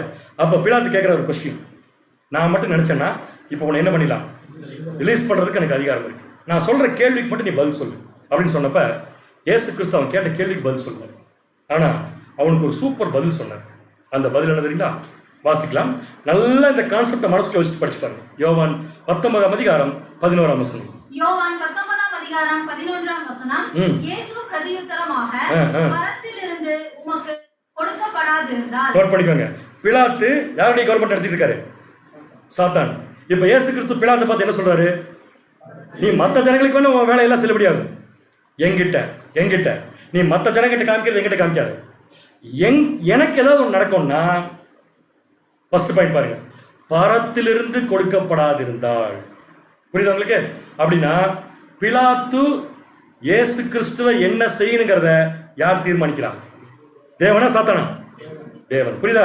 அப்ப நாம இந்த ராஜ்யத்துல என்ன செய்யணுங்கிறத தீர்மானிக்கிறது தேவனா சாத்தானா? தேவன். ஆனா யார மேல வச்சிருக்காரு? இப்ப வச்சிருந்தா கூட அந்த சாத்தானுக்கு வேலை செய்யறவன் நம்ம ஏதாவது ஒண்ணு பண்ணோம்னா முதல்ல யார்கிட்ட பர்மிஷன் வாங்கிட்டு வரணும்? இப்ப சொல்லுங்க, நம்ம யாருக்கு கீழே தான் இருக்கோம்? தேவனுக்கு கீழே தான் இருக்கோம். ஆனா யாருக்கு கீழ்ப்படிக்கணும்? கவர்மெண்ட்டுக்கு கீழ்ப்படி. அடிபணின்னு நான் சொல்ல வரல, அடிபணிங்கன்னு சொல்ல வரல. என்ன பண்ணு? கவர்மெண்ட்டுக்கு கீழ்ப்படி. புரியுதா உங்களுக்கு? அவர் கிளியரா சொல்றாரு, பரத்திலிருந்து கொடுக்கப்படாது இருந்தால் என் மேல் உமக்கு ஒரு அதிகாரமும் ரைட்டா? சரி, இப்ப அடுத்து தேவனுடைய பிள்ளைகிட்ட வந்துடலாம். நம்மளை அரெஸ்ட் பண்ணி கொண்டு போய் கலெக்டர் ஆஃபீஸ்ல நிறுத்திட்டாங்க. இந்த மாதிரிலாம் சப்ஜெக்ட் பேசிட்டு இருக்காங்க. இப்ப கலெக்டர் ஆஃபீஸ்ல கொண்டு நிறுத்தின உடனே கலெக்டர் வந்து இப்ப கிட்ட ஒரு கேள்வி கேட்கிறாரு, நீ இப்படி பண்ணிருக்கிறியே இது கரெக்டா தப்பான்னு கேட்கிறாரு. இப்ப நான் என்ன பதில் சொல்ல முடியும்? ஒரு கரெக்ட் அப்படின்னு சொன்னா என்ன பண்ணுவாங்க? கரெக்ட் இவன் தான் அப்படின்னு சொல்லி பிடிச்சி உள்ள வச்சிருவாங்க. பட் என்ன பதில் சொல்லுங்கிறத யார் சொல்லி கொடுப்பா? ஏன் கலெக்டரை ஏற்படுத்தி வச்சிருக்கிறது யாரு? தேவன். இதை புரிஞ்சுக்கணும் நம்ம இந்த கான்செப்டை. வாசிக்கலாம். லூக்கா 12ஆம் அதிகாரம் 11ஆம் வசனம். லூக்கா 12ஆம் அதிகாரம் 11ஆம் வசனம். அன்றியும் ஜெப ஆலய தலைவர்களுக்கும் துரைத்தனத்தார்களுக்கும் அதிகாரம் உள்ளவர்களுக்கும் முன்பாக உங்களை கொண்டு போய் விடும்போது, எப்படி கொண்டு போய் விடும்போது? இப்ப நம்ம மாட்டின மாதிரி இப்படி கொண்டு போய் நம்மளை விடும்போது எப்படி எண்ணத்தை மாறுதாரமாய் சொல்லுவோம் என்றும் எதை பேசுவோம் என்றும் கவலைப்படாதிருங்கள். அது எப்படிங்க கலெக்டர் கேட்டா என்ன பதில் சொல்றதுன்னு கவலைப்படாம இருக்க முடியும்? அப்படின்னு சொல்லி கேட்டா, நீ கவலைப்படாத, நீ கலெக்டருக்கு என்ன பதில் சொல்லுங்கிறது நீங்க அங்க போனதுக்கு அப்புறம் நான் சொல்லி கொடுப்பேன். அது எப்படி நீங்க சொல்லி கொடுக்கறது? கலெக்டர் கேட்பாரு, அதுக்கு பதில் நீங்களே சொல்ல. கலெக்டர் வச்சிருக்கிறத யார் தான்? நான் தான். அவனுக்கு என்ன சொன்னா புரியுமோ அதை அவனுக்கு சொல்லி கொடுக்குறேன். நீ அதை போய் அவன்கிட்ட சொல்லு, அவனுக்கு கீழ்ப்படிவான். இதுதான் தேவனுடைய பிள்ளைகளுடைய கண்டிஷன். புரியுது உங்களுக்கு? இப்ப நாம கலகம் பண்ணிட்டு ரோட்ல எல்லாத்தையும் அடிச்சுட்டு கவர்மெண்டோடைய போஸ்ட்ல கிழிச்சிட்டு உட்காந்துருந்தோம்னா கலெக்டர் எப்படி பேசுவாரு நம்ம கிட்ட? அப்ப நம்ம எப்படி இருக்கணும்? அமைதலோடு இருக்கணும். அமைதலோடு இருந்தா யார்கிட்ட என்ன பேசுறதுங்கிறத தேவன் நமக்கு சொல்லி கொடுப்பார். வாசிக்கலாம் பாருங்க. லூக்கா 12ஆம் அதிகாரம் 12ஆம் வசனம். 12ஆம் வசனம். நீங்கள் பேச வேண்டியவைகளை பரிசுத்த ஆவி அந்நேரத்திலே உங்களுக்கு போதிப்பார். அங்க போங்க, அங்க என்ன பேசுங்கிறது தேவன் உங்களுக்கு என்ன பண்ணிடுவாரு? சொல்லி கொடுத்துருவாரு. நீங்க அதை சொன்னீங்கன்னா கலெக்டர் பண்ணிடுவாரு. ஆட்டோமேட்டிக்கா நான் என்ன செய்ய நினைக்கிறேன் அதை செஞ்சிருவாரு. புரியுது? இது உலகத்தில் எனக்கு சூட் ஆகுமா? இதே கலெக்டர் முன்னாடி வேற ஒருத்தர் போய் நின்னா அவங்க என்ன யோசிக்கிறாங்களோ அதை தான் சொல்லுவாங்க. அது கலெக்டர் ஏத்துக்கு வர இல்லையோ தெரியாது. ஆனா நம்ம சொல்றத கண்டிப்பா நமக்கு முன்னாடி நின்று கேள்வி கேட்கறவங்க கட்டாயமா ஏத்துக்குவாங்க. ஏன்னு சொல்லி கேட்டா அவங்களை வச்சிருக்கிறதே யார் தான்? தேவன் தான். கிளியரா புரியுது உங்களுக்கு? சோ அடுத்த பாயிண்ட், அதே கான்செப்டை வலியுறுத்தக்கூடிய அடுத்த வசனங்கள். தீத்து 3ஆம் அதிகாரம் 1ஆம் வசனம். தீத்து 3ஆம் அதிகாரம் 1ஆம் வசனம். துரைத்தனங்களுக்கும் அதிகாரங்களுக்கும் கீழ்ப்படிந்து அடங்கி இருக்கவும் சகல விதமான நற்கிரியைகளையும் செய்ய ஆயத்தமாய் இருக்கவும். தீத்துக்கு சொல்ற கிளியரா என்னென்ன? துரைத்தனங்களுக்கும் அதிகாரங்களுக்கும் கீழ்ப்படிந்து அடங்கி இருக்க. அடுத்தது 1 பேதுரு 2ஆம் அதிகாரம் 14ஆம் வசனம். 1 பேதுரு 2ஆம் அதிகாரம் 14ஆம் வசனம். மேலான அதிகாரம் உள்ள ராஜாவுக்கானாலும் சரி, மேலான அதிகாரம் ராஜாவுக்கானாலும் சரி, தீமை செய்கிறவர்களுக்கு ஆக்கினையும் நன்மை செய்கிறவர்களுக்கு புகழ்ச்சியும் உண்டாகும்படி அவனால் அனுப்பப்பட்ட அதிகாரிகளானாலும் சரி கீழ்ப்படியுங்கள். கடைசியில் மறுபடியும் படிங்க. என்ன பண்ணுங்க? கீழ்ப்படிங்க. கட்டாயமா நீங்க கீழ்ப்படிங்க. உங்களுக்கு கொடுக்க வேண்டிய மரியாதை அவன் கண்டிப்பா என்ன பண்ணுவான்? உங்களுக்கு டெஃபினட்டா கொடுப்பான்.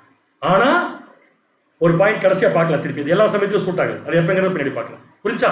சோ நாம கவர்மெண்ட்டுக்கு கீழ்ப்படிஞ்சிருக்கணுமா இருக்கக்கூடாதா? கலகம் பண்ணுமா பண்ணக்கூடாதா? பண்ணக்கூடாது. எப்படி இருக்கணும்?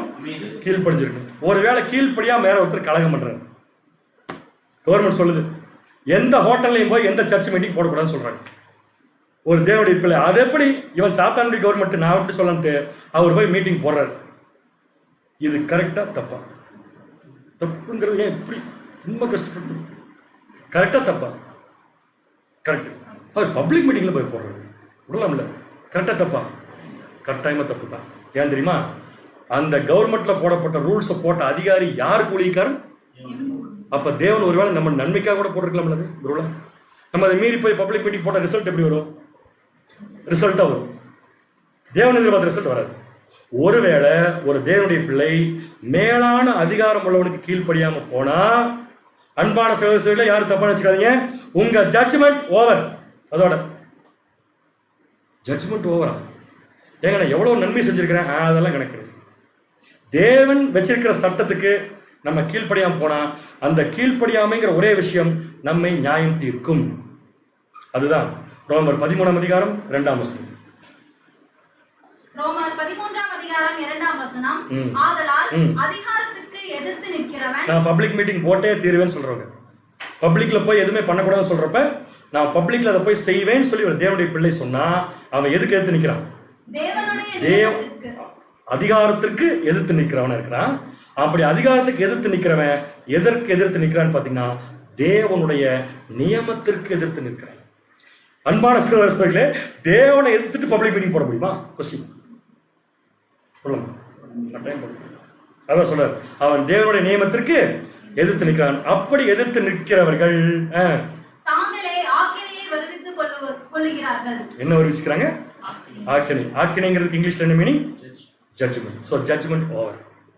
Judgement over. இப்படி எல்லாமா நமக்கு ஜட்ஜ்மெண்ட் ஓவர் ஆகணும். பேசாம பைபிள் சட்டத்துக்கு நம்ம என்ன பண்ணி அனுப்ப கீழ்ப்படிச்சான். எல்லாமே நமக்கு நன்மைக்கு தான். இதே அப்போஸ்தலனை போல தான் ரோமர்ல எழுதியிருக்கிற ஒரு வசனம் எல்லாமே நன்மைக்காக தான். அந்த வசனத்தை சொல்லுங்க எல்லாரும் கொஞ்சம். ஸ்டார்டிங் மட்டும் எடுத்து கொடுத்தா வந்துடும் எல்லாம் மடப்படும். அன்றியும் அவருடைய தீர்மானத்தின்படி அழைக்கப்பட்ட நான் டவுன் பண்ணிக்கிறேன். உடனே சகல நன்மைக்கு போயிடுச்சு. அவரிடத்தில் தேவனிடத்தில் அன்பு கூறுகிறவர்களுக்கு சகலமும் எதுக்கா நடக்குது? நன்மை. அப்படி தேவன் நன்மை கொடுக்க நினைக்கிறப்ப நான் முடியாது சொல்லிட்டு போய் எதிர்த்து நின்றுனா நான் எதுக்கு எதிர்த்து நிற்கிறேன்? தேவனுடைய நியமம். தமிழ் வார்த்தை, அந்த தமிழ் வார்த்தையுடைய ஆங்கில வார்த்தை ஆர்டினன்ஸ் ஆஃப் காட். தேவனுடைய நியமங்கிறது ஆர்டினன்ஸ் ஆஃப் காட். அந்த ஆர்டினன்ஸ் அப்படிங்கிற வார்த்தையுடைய கிரீக் வேர்ட் எடுத்து இங்கிலீஷ் மீனிங் பார்த்தா இன்ஸ்ட்ருமெண்டாலிட்டின்னு போட்டு. இன்ஸ்ட்ருமெண்டாலிட்டின்னு என்ன சொல்லணும்? இன்ஸ்ட்ருமெண்ட், கருவி. அப்ப கவர்மெண்ட் தேவன் நமக்கு அனுப்பிச்ச கருவி. தேவன் கொடுத்த கருவிக்கு விரோதமா நின்னோம்னா நம்ம ரிப்பேர் சரியாக முடியாது. அப்படி நின்னா நமக்கு என்ன வரும்னு பாத்தீங்கன்னா கண்டாமினேஷன். ஆனா நம்ம எதுக்கு வந்திருக்கோம்? இப்பதான் படிச்சோம். ரோமர் புத்தகத்துடைய செகண்ட் டாபிக் என்னன்னு கேட்டீங்கன்னா சான்டிபிகேஷன், பரிசுத்தவான் ஆகக்கூடிய நிலைமை. ஒருத்த பரிசுத்தவான் ஆகிறதும் ஆக்கினைக்குள்ள போறதும் இந்த நியமத்துக்கு ஏத்துனாலே போதும், ஆட்டோமேட்டிக் ஆயிடுவாங்க. ஸோ நம்மெல்லாம் ஆக்கினை அடைய வரல, எதுக்கு வந்திருக்கோம்? பரிசுத்தமாக வந்திருக்கோம்னா நாம கடைபிடிக்க வேண்டிய முக்கியமான தேவனுடைய சட்டம் பைபிள் என்ன சொல்லுதுன்னு பார்த்தீங்கன்னா மேலான அதிகாரம் உள்ளவர்களுக்கு நீங்க என்ன பண்ணுங்க? கீழ்ப்படி. ஒருவேளை கீழ்ப்படியா முட்டுறேன், எனக்கு ஜட்ஜ்மெண்ட் வரப்போகுது, ஆனா உடனே வராது இல்லை, கொஞ்ச நாள் கழிச்சு தான் வரும் அப்படின்னு சொல்லிட்டு நான் தைரியமா நின்று எப்படி நிற்ப தெரியுமா? என்ன பண்ணிடுவாங்க பாத்திரல அப்படி அப்படி நின்னா என்ன ஆகும்? வாய்ப்பு இருக்கு அப்படி நிற்கிறது. அப்படி நின்னா என்ன ஆகுறது தான் ரோமர் 13ஆம் அதிகாரம் 3ஆம் வசனம். ரோமர் 13ஆம் அதிகாரம் 3ஆம் வசனம். மேலும் அதிகாரிகள் நற்கிரியைகளுக்கு அல்ல துர்க்கிரியைகளுக்கே பயங்கரமாய் இருக்கிறார்கள். கொஞ்சம் பயங்கரமா இருக்குது வசனம் படிக்கிறதுக்கு, எனக்கு புரியாது. தமிழ்ல அப்படியே லைட்டா ஸ்ட்ரைட்டா வாசிச்சோம்னா அது கொஞ்சம் புரியறது கஷ்டமா இருக்கும் நினைக்கிறேன். கீழே இருக்கிறத வாசிங்க, அப்புறம் படிச்சிடலாம். ஆகையால் நீ அதிகாரத்துக்கு பயப்படாதிருக்க வேண்டுமானால் நன்மை செய், அதனால் உனக்கு புகழ்ச்சி உண்டாகும். போலீஸ்காரனை பார்த்து பயப்படாம இருக்கோம்னு என்ன பண்ணும்? சிம்பிளா முடிச்சிடலாம் வசனத்தை. ஒரு போலீஸ்கார் வர நம்ம பயப்படாம நிக்கணும்னா என்ன பண்ணணும்னு கேட்கிறேன். திருடக்கூடாது. நம்ம ஏற்கனவே திருடி பேர் வாங்கிருக்க கூடாது, இவன் கெட்டவங்கிற பேர் வாங்கிருக்க கூடாது. கரெக்டா நான் சொல்றது? அப்படி நின்னீங்கன்னா போலீஸ்காரர் உங்களுக்கு என்ன பண்ணுவாரு? வணக்கம் போட்டு போகும். அவ்வளவுதான் விளக்கல். இது வந்து தமிழ்ல படிக்கிறது கொஞ்சம் கஷ்டமா இருக்கு இல்லையா? இப்ப அப்படியே திருவிழியம் பைபிள்ல போடுற பாருங்க.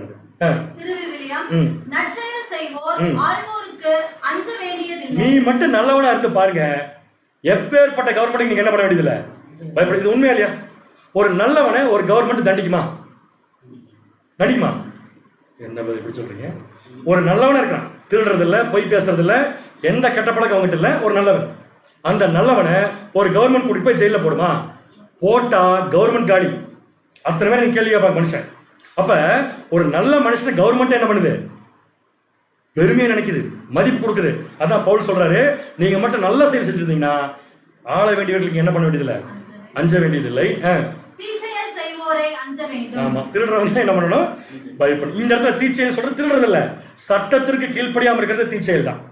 அப்படி செய்யறவங்க பாக்குறப்ப என்ன பண்ணணும்? இப்ப அஞ்ச வேண்டும். ஒரு தடவை நம்ம ஒரு தவறு செஞ்சு கவர்மெண்ட் கீழ்ப்படியாம ஏதோ ஒரு இடத்துல போய் ஒரு தவறு செஞ்சு ஒரு அடி வாங்கி மற்ற ஜனங்கிட்ட ஒரு கெட்ட பேர் வாங்கிட்டு நம்ம ரோட்ல நடந்து போறப்ப போலீஸ்காரர் வந்தாருன்னா, கவர்மெண்ட் வண்டி வந்தா நின்று இவன் தான் இந்த தப்பு செய்யணும் சொல்லிட்டு போவாங்க. எவ்வளவு அசிங்கமா இருக்கு. அப்ப பயமா இருக்குமா இல்லையா? அப்ப யாருக்கு பயம் இருக்காது? யாருக்கு பயம் இருக்காதுன்னா பைபிள் சொல்ற சட்டத்துக்கு கீழ்ப்படிறவங்களுக்கு பயம் இருக்காது. இப்ப பைபிள் சட்டம் சொல்லுது, அதிகாரத்துக்கு நீங்க என்ன பண்ணிருங்க? கீழ்ப்படிஞ்சிருங்க. ஃபுல்லா வாசிங்க. அதிகாரிகளுக்கு அஞ்சாமல் நீங்கள் வாழ விரும்பினால் நன்மை செய்யுங்கள், அப்போது அவர்களிடமிருந்து உங்களுக்கு பாராட்டு கிடைக்கும். பாராட்டு கிடைக்கும். நீங்க மட்டும் நல்லவனா இருந்து பாருங்களேன், கவர்மெண்ட் உங்களை என்ன பண்ணும்? பாராட்டு. அது நமக்கு வேண்டியது இல்லை. ஆனா பவுல் சொல்றாரு, நீங்க கவர்மெண்ட் பயப்பட வேண்டாம், நீங்க ஒழுங்கா இருந்தீங்க உங்களை பார்த்து கவர்மெண்ட் பயப்படுங்க. உண்மையிலேயே சொல்றது. இன்னைக்கு ஒருத்தர் கூட நல்லவன் கிடையாது. எல்லா மனசும் ஏதோ ஒரு வீக்னஸ். ஆனா தேவனுடைய பிள்ளைகள் அப்படி அல்ல. இந்த உலக ஜனங்களுக்கு முன்னாடி தேவனுடைய பிள்ளைகள் படிச்ச சத்தியத்தின்படி வாழ்ந்து காமிச்சா கவர்மெண்ட் வந்து நின்று மரியாதை கொடுக்கணும். அப்பேற்பட்ட கேரக்டர் நமக்கு தேவன் கொடுத்துருக்காரு. ஸோ நாம கவர்மெண்ட் பாராட்டு வாங்கணுங்கிற எண்ணத்தோட ஒர்க் பண்ண வேண்டாம். தேவனுடைய சட்டத்திற்கு கீழ்ப்படுகிறோம் அப்படிங்கிற ஒரு விஷயத்தோட நம்ம கண்டிப்பா என்ன பண்ணலாம்? வாழலாம். நம்ம யார்? இந்த பூமி நமக்கு நிரந்தரமான பிளேஸா? இந்த அதிகாரம், மேலான அதிகாரம் நமக்கு நிரந்தரமா? கிடையாது, கிடையாது. ஆனா இப்ப அங்க இருக்கிறோம், இந்த அதிகாரத்துக்கு கீழ் இருக்கோம். இந்த அதிகாரத்துக்கு கீழ் இருக்க இப்ப நாம சாதாரண மனிதர்களா அல்லது அதோட மேலையா? கவர்மெண்ட் வந்து எல்லாருக்கும் காமன், நமக்கு காமன். ஆனா நாம கவர்மெண்ட் கீழே மற்ற ஜனங்கள் மாதிரி இருக்கிறோமா, மற்ற ஜனங்களோட மேல இருக்கிறோமா? எப்படி கொஞ்சம் மேல? எதுல? ஹைட்லயா, வெயிட்லயா, கிரியிலையா? கரெக்ட். தேவனுடைய பிள்ளை அப்படின்னு என்ன ஒரு பேட்ச் அதை வாங்கி கொடுத்து நாங்கள் தேவனுடைய பிள்ளைகள் நாங்கள் மேலே இருக்கோம். வேற சொன்ன பதில் தான் கரெக்ட். நம்முடைய ஆக்டிவிட்டீஸை பார்த்து ஆட்டோமேட்டிக்காக மற்ற ஜனங்கள் தேவனை கையெடுத்து கும்பிடணும். அப்படி செஞ்சா நம்ம மேலே தான். நம்மளை பார்க்குற ஜனங்கள் எப்படி தான் பார்ப்பாங்க? அவங்கெல்லாம் விட்டுருப்பா, அது நமக்கு வேண்டாம். ஆஃபீஸில் சொல்லுவாங்க, அவங்ககிட்ட போய் ஒன்றும் பேசணும், அவன் இருக்கிறப்ப தப்பான விஷயத்த பேசாத அப்படின்னு பேசுவாங்க கூட இருக்கிற கொலீக்ஸ். அவன் இருக்கிறப்ப தப்பான விஷயத்த பேசுன்னு அவன் முறைப்பான். அந்த மாதிரி பேர் வாங்கணும். அப்படி பேர் வாங்குற ஒரு பொசிஷன் இருக்கு, அதுக்கு பேர் அம்பாசிடர். நம்மளாம் யார் தெரியுமா? பூமியில அம்பாசிடர். யாருக்கு அம்பாசிடர் அப்படின்னு என்ன அர்த்தம்? உங்களுக்கு பர்மனன்ட் பிளேஸ் வேற பக்கம் இருக்கு, நீங்க டியூட்டிக்காக வந்திருக்கீங்க பூமிக்கு, அதான மீனிங். அம்பாசிடர் ஒரு நாட்டில் எப்படி இருக்கணும்? திருடி கொள்ளையடிச்சு அப்படியே இருக்கணும். அம்பாசிடர் அம்பாசிடர் மாதிரி இருக்கும். வாசிங்க 2 கொரிந்தியர் 5ஆம் அதிகாரம் 20ஆம் வசனம். 2 கொரிந்தியர் 5ஆம் அதிகாரம் 20ஆம் வசனம். ஆனபடியினாலே தேவனானவர் எங்களை கொண்டு புத்தி சொல்லுகிறது போல நாங்கள் கிறிஸ்துவுக்காக ஸ்தானாதிபதிகளாய் இருந்து. அந்த ஸ்தானாதிபதிங்கிற வார்த்தை தான் அம்பாசிடர். சோ நம்ம யாருடைய அம்பாசிடர்? கிறிஸ்துவுடைய அம்பாசிடர். இப்ப क्वेश्चन, கிறிஸ்துவுடைய அம்பாசிடர் பூமியில் இருக்காரு. யாரு? அதில் வரமாட்டேங்குது. நம்ம தான் ஒரு அம்பாசிடர். வேற கண்ட்ரினுடைய அம்பாசிடர் ஒரு நாட்டில் எப்படி இருப்பார்? பயங்கர கம்பீரமா இருப்பார். பாத்துறீங்களா? அவருக்கு என்ன மரியாதை? அவர் எந்த நாட்டில் இருக்காரோ அந்த நாட்டுக்கு இந்த நாடு என்ன மரியாதை கொடுக்குதுங்கிறத இவர் கொடுத்து காமிப்பாங்க. அப்ப இவர் எப்படி இருக்கணும்?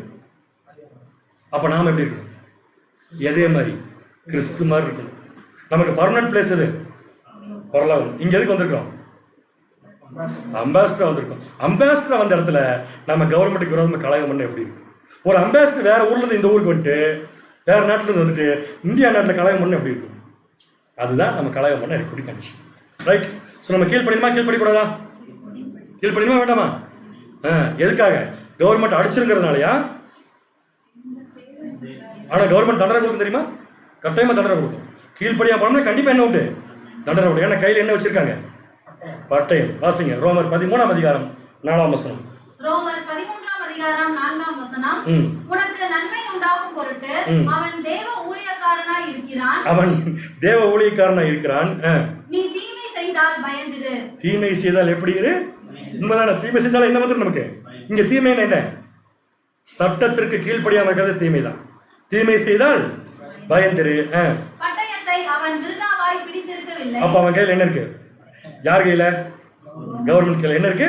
பட்டயம். அப்படியே அதிகாரம் இருக்கு, அடிச்சிருவான். பட்டயத்தை விருதாவாய் பிடிக்கவில்லை. தீமை செய்கிறவன் மேல் கோபாக்கினை வரப்பண்ணும்படி அவன் நீதியை செலுத்துகிற தேவ ஊழியக்காரனாய் இருக்கிறானே. யாராவது ஒருத்தர் தீமை செய்தா அந்த தீமை செய்தவனுக்கு நீதியை செலுத்துகிற தேவ ஊழியக்காரன் தான் யாரம்மா? கவர்மெண்ட் ஆகும்.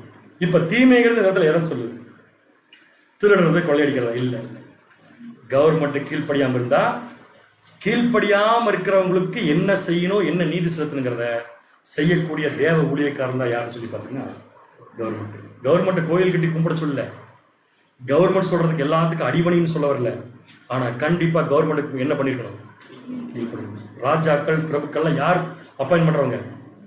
தேவன். வாசிக்கலாம் நீதிமொழிகள் 8ஆம் அதிகாரம் 15ஆம் வசனம்.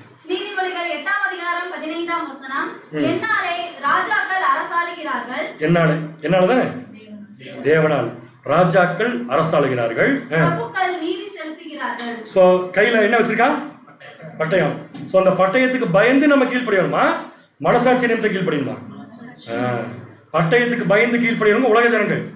மனசாட்சிக்கு பயந்து கீழ்ப்படியவங்க தேவனுடைய பிள்ளைகள். வாசிக்கலாம் ரோமர் 13ஆம் அதிகாரம் 5ஆம் வசனம். ரோமர் 13ஆம் அதிகாரம் 5ஆம் வசனம், ஆகையால் நீங்கள் கோபாக்கினியின் நிமித்தம் மாத்திரம் அல்ல. அவன் கையில குச்சி வச்சிருக்கான், அடிச்சு போடுவான் அப்படிங்கிறதுக்காக மட்டும் இல்ல, மனசாட்சியின் நிமித்தமும் கீழ்ப்படிய வேண்டும். மனசாட்சி என்றால் என்ன? அது ஒரு சாட்சி. மனசை பற்றின சாட்சி மனசாட்சி. மனசாட்சி என்றால் என்ன? கம்ப்ளீட் டேட்டா பேஸ் கலெக்ட் ஆகி உள்ள இருக்கும். எது கரெக்ட், எது தப்பு. கலெக்டா இருக்கிற டேட்டா பேஸ் நம்ம செய்யற கிரியை கரெக்டா தப்பான்னு எடுத்து கொடுத்துட்டே இருக்கும். அதுக்கு பேர் தான் மனசாட்சி. புரியுதா? இதுக்கு மேலே சொல்ல முடியாது. புரியும். அப்படின்னா மனசாட்சி என்ன சொல்லணும்? நம்ம செய்யறது பார்த்து நீங்க செய்யறது கரெக்ட்னு சொல்லணும். அதுக்கு நீங்க பயந்துருங்க அப்படின்னு சொல்லி ரொம்ப அழகா சொல்றாரு. இதுக்கு எக்ஸாம்பிள் சொல்லுங்க பைபிள் இருந்து. மனசாட்சியின்படி பர்ஃபெக்டா இருந்தேன் அப்படின்னு சொல்ற மாதிரி. சரி, பைபிள் இருந்து வேணாம், நீங்க எக்ஸாம்பிள் சொல்லுங்க. இப்போ உங்க திங்கிங் எங்க ஆஃபீஸ்க்கு போயிருப்பேன். நம்ம ஆஃபீஸில் யார் யாரெல்லாம் அப்படி இருக்கிறாங்க, நம்ம வீட்டு பக்கத்து வீட்டில் யார் யாரெல்லாம் அப்படி இருக்காங்க தானே? ஒரு எக்ஸாம்பிள் சொல்லுங்க. ஒரே ஒரு எக்ஸாம்பிள். மனசாட்சி கீழ்ப்படி நடக்கிறது எக்ஸாம்பிள். பால்பாணி பேர் கடைசியாக வந்துட்டார், நீங்கள் அங்கே தான் வருவீங்கட்டு. நான் தான் படுறது அப்போஸ்தலர் பவுல் பாருங்க. இந்த மாதிரி நம்ம சொல்லணும். அப்போஸ்தலர் 24ஆம் அதிகாரம் 16ஆம் வசனம். அப்போஸ்தலர் 24ஆம் அதிகாரம் 16ஆம் வசனம், இதனால் நான் தேவனுக்கும் மனுஷருக்கும் முன்பாக, நான் தேவனுக்கு முன்னாடி போயிருந்தாலும் சரி, மனுஷனுக்கு முன்னாடி போயிருந்தாலும் சரி, தேவனுக்கு மனுஷருக்கு முன்பாக எப்பொழுதும் குற்றமற்ற மனசாட்சியை உடையவனாய் இருக்க பிரயாசப்படுகிறேன். என்ன மனசாட்சி? இப்படி யாரால சொல்ல முடியும்? நீங்க எங்க வேணாலும் கொண்டு நிறுத்துங்க. எங்க கொண்டு நிறுத்துறீங்களோ அங்க நான் உத்தமன்கிறத நிரூபிச்சு காட்டுறேன். எப்படி பண்ணலாம் தெரியுமா?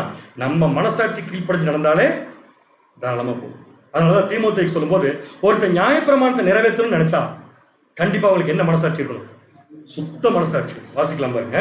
1 தீமோத்தேயு 1ஆம் அதிகாரம் 5ஆம் வசனம். 1 தீமோத்தேயு 1ஆம் அதிகாரம் 5ஆம் வசனம், கற்பனையின் பொருள் என்னவெனில் சுத்தமான இருதயத்திலும் நல் மனசாட்சியிலும், என்ன மனசாட்சி? நல் மனசாட்சியிலும் மாயமற்ற விசுவாசத்திலும் பிறக்கும் அன்பே. மாயமற்ற விசுவாசத்திலும் பிறக்கும் அன்பு. அப்ப அன்புங்கிறது எங்கிருந்து வரணும்? சுத்தமான இருதயம், நல் மனசாட்சி, மாயமற்ற விசுவாசம். இதுல பிறக்கிற அன்பு தான் நியாயப்பிரமாணத்தை நிறைவேற்றும். அதான் ஆரம்பிக்கிறார். கற்பனையின் பொருள் அப்படின்னா நியாயப்பிரமாணம். சோ அன்பின் கற்பனை, அன்பின் பிரமாணம் எடுத்தா கூட அதை நிறைவேற்றுறதுக்கு என்ன தேவைன்னா மனசாட்சி. அப்ப நம்ம கவர்மெண்ட்டுக்கு எதன் நிமித்தம் கீழ்ப்படினோம்? குச்சி வச்சிருக்காங்க, அதன் நிமித்தம் தானே? இல்ல இல்ல இல்ல, எதன் நிமித்தம்? மனசாட்சி நிமித்தம் கீழ்ப்படிய வேண்டும். ஓகேங்களா? சரி, ஒரு சகோதரன் சொல்றாரு, முடியாது, நல்லா கவர்மெண்ட்டுக்கெல்லாம் கீழ்ப்படிய முடியாது அப்படின்னு சொல்றவரு டேக்ஸ் கட்டிட்டு இருப்பாரு, கட்டிட்டு இருக்க மாட்டாரு. அது மட்டும் என்ன? அதுக்கு பேரு என்ன? அதுக்கு பேர் கவர்மெண்ட் கீழ்படிட்டாங்க. ஏன் கட்டாமட்டா என்ன ஆகும்? கட்டாமட்டா கட் பண்ணிட்டு போயிடுவாங்க.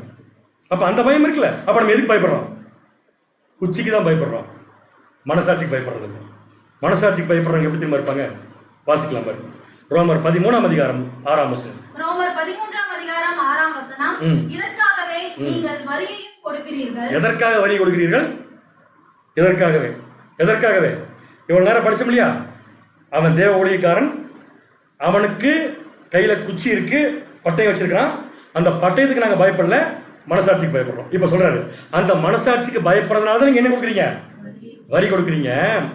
அவர்கள் இந்த வேலையை பார்த்து வருகிற தேவ ஊழியக்காரராய் இருக்கிறார்களே. எந்த வேலையை பார்த்து வர தேவ ஊழியக்காரர்கள்?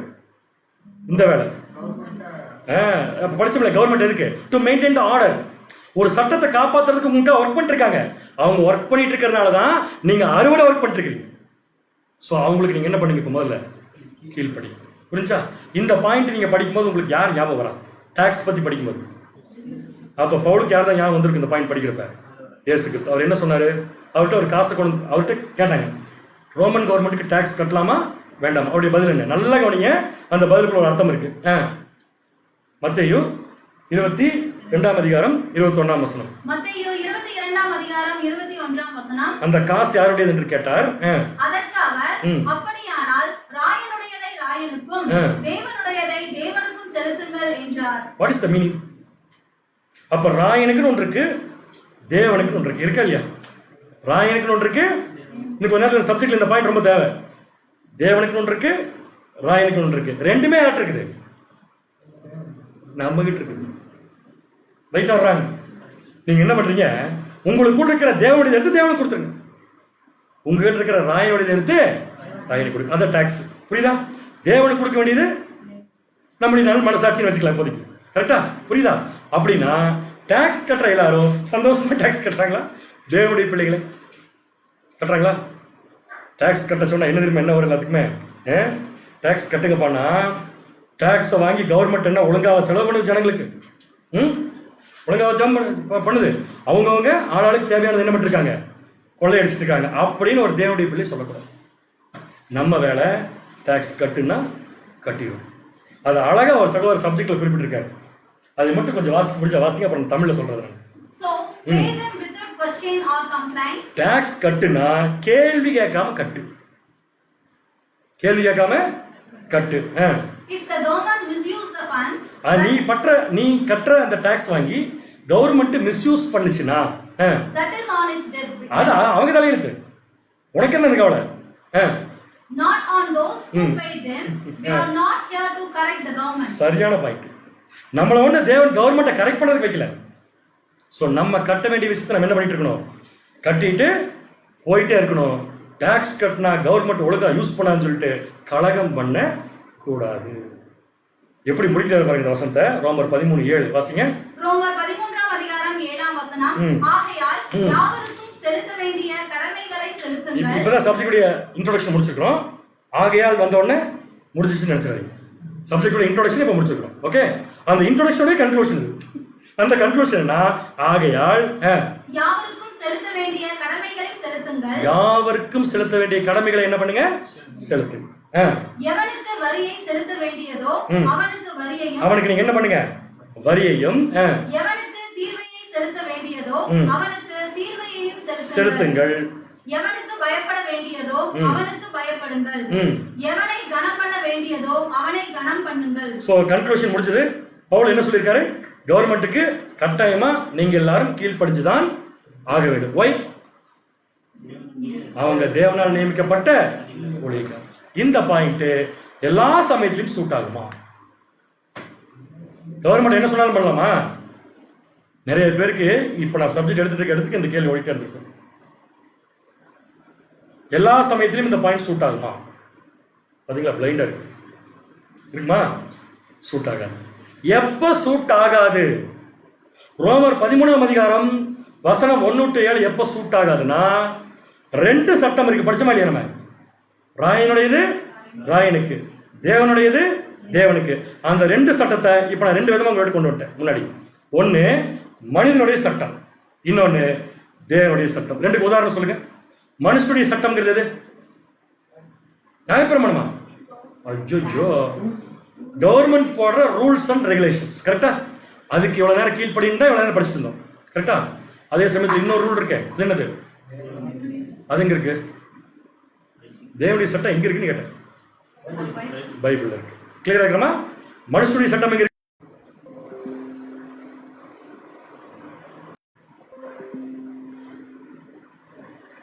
Okay okay. ஸோ இந்த ரெண்டு சட்டமும் எல்லா சமயத்திலும் சூட் ஆகாது. இப்போ நான் கீழே ஒரு பிக்சர் போட்டிருக்கேன் பார்த்தீங்களா? ரெண்டு பேர் இணைக்க பார்க்குறாங்க, அது எல்லா சமயத்திலும் என்ன ஆகாது? இணையாது. அதுக்கு தான் உங்களுக்கு புரியுற மாதிரி சொன்னேன். தேவனுடைய சட்டம் பைபிள் சொல்ற எல்லா விஷயத்தையும் கவர்மெண்ட் சில சமயத்தில் என்ன பண்ணாது? சட்டமா போடாது. கவர்மெண்ட்ல போடப்பட்ட சில சட்டங்கள் எல்லா சமயத்திலையும் தேவனுடைய சட்டத்துக்கு என்ன ஆகாதுங்க? மேட்ச் ஆகாது. இந்த கான்செப்ட் உங்களுக்கு புரிஞ்சா இல்லையா?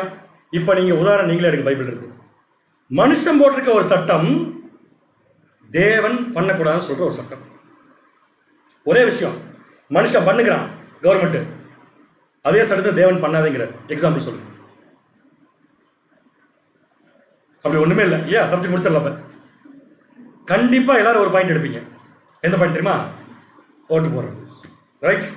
இப்ப உங்க பாயிண்ட்டுக்கு வந்துட்டு பண்ணனே, ஓட்டு போடு அப்படிங்கிறது யாருடைய சட்டம்?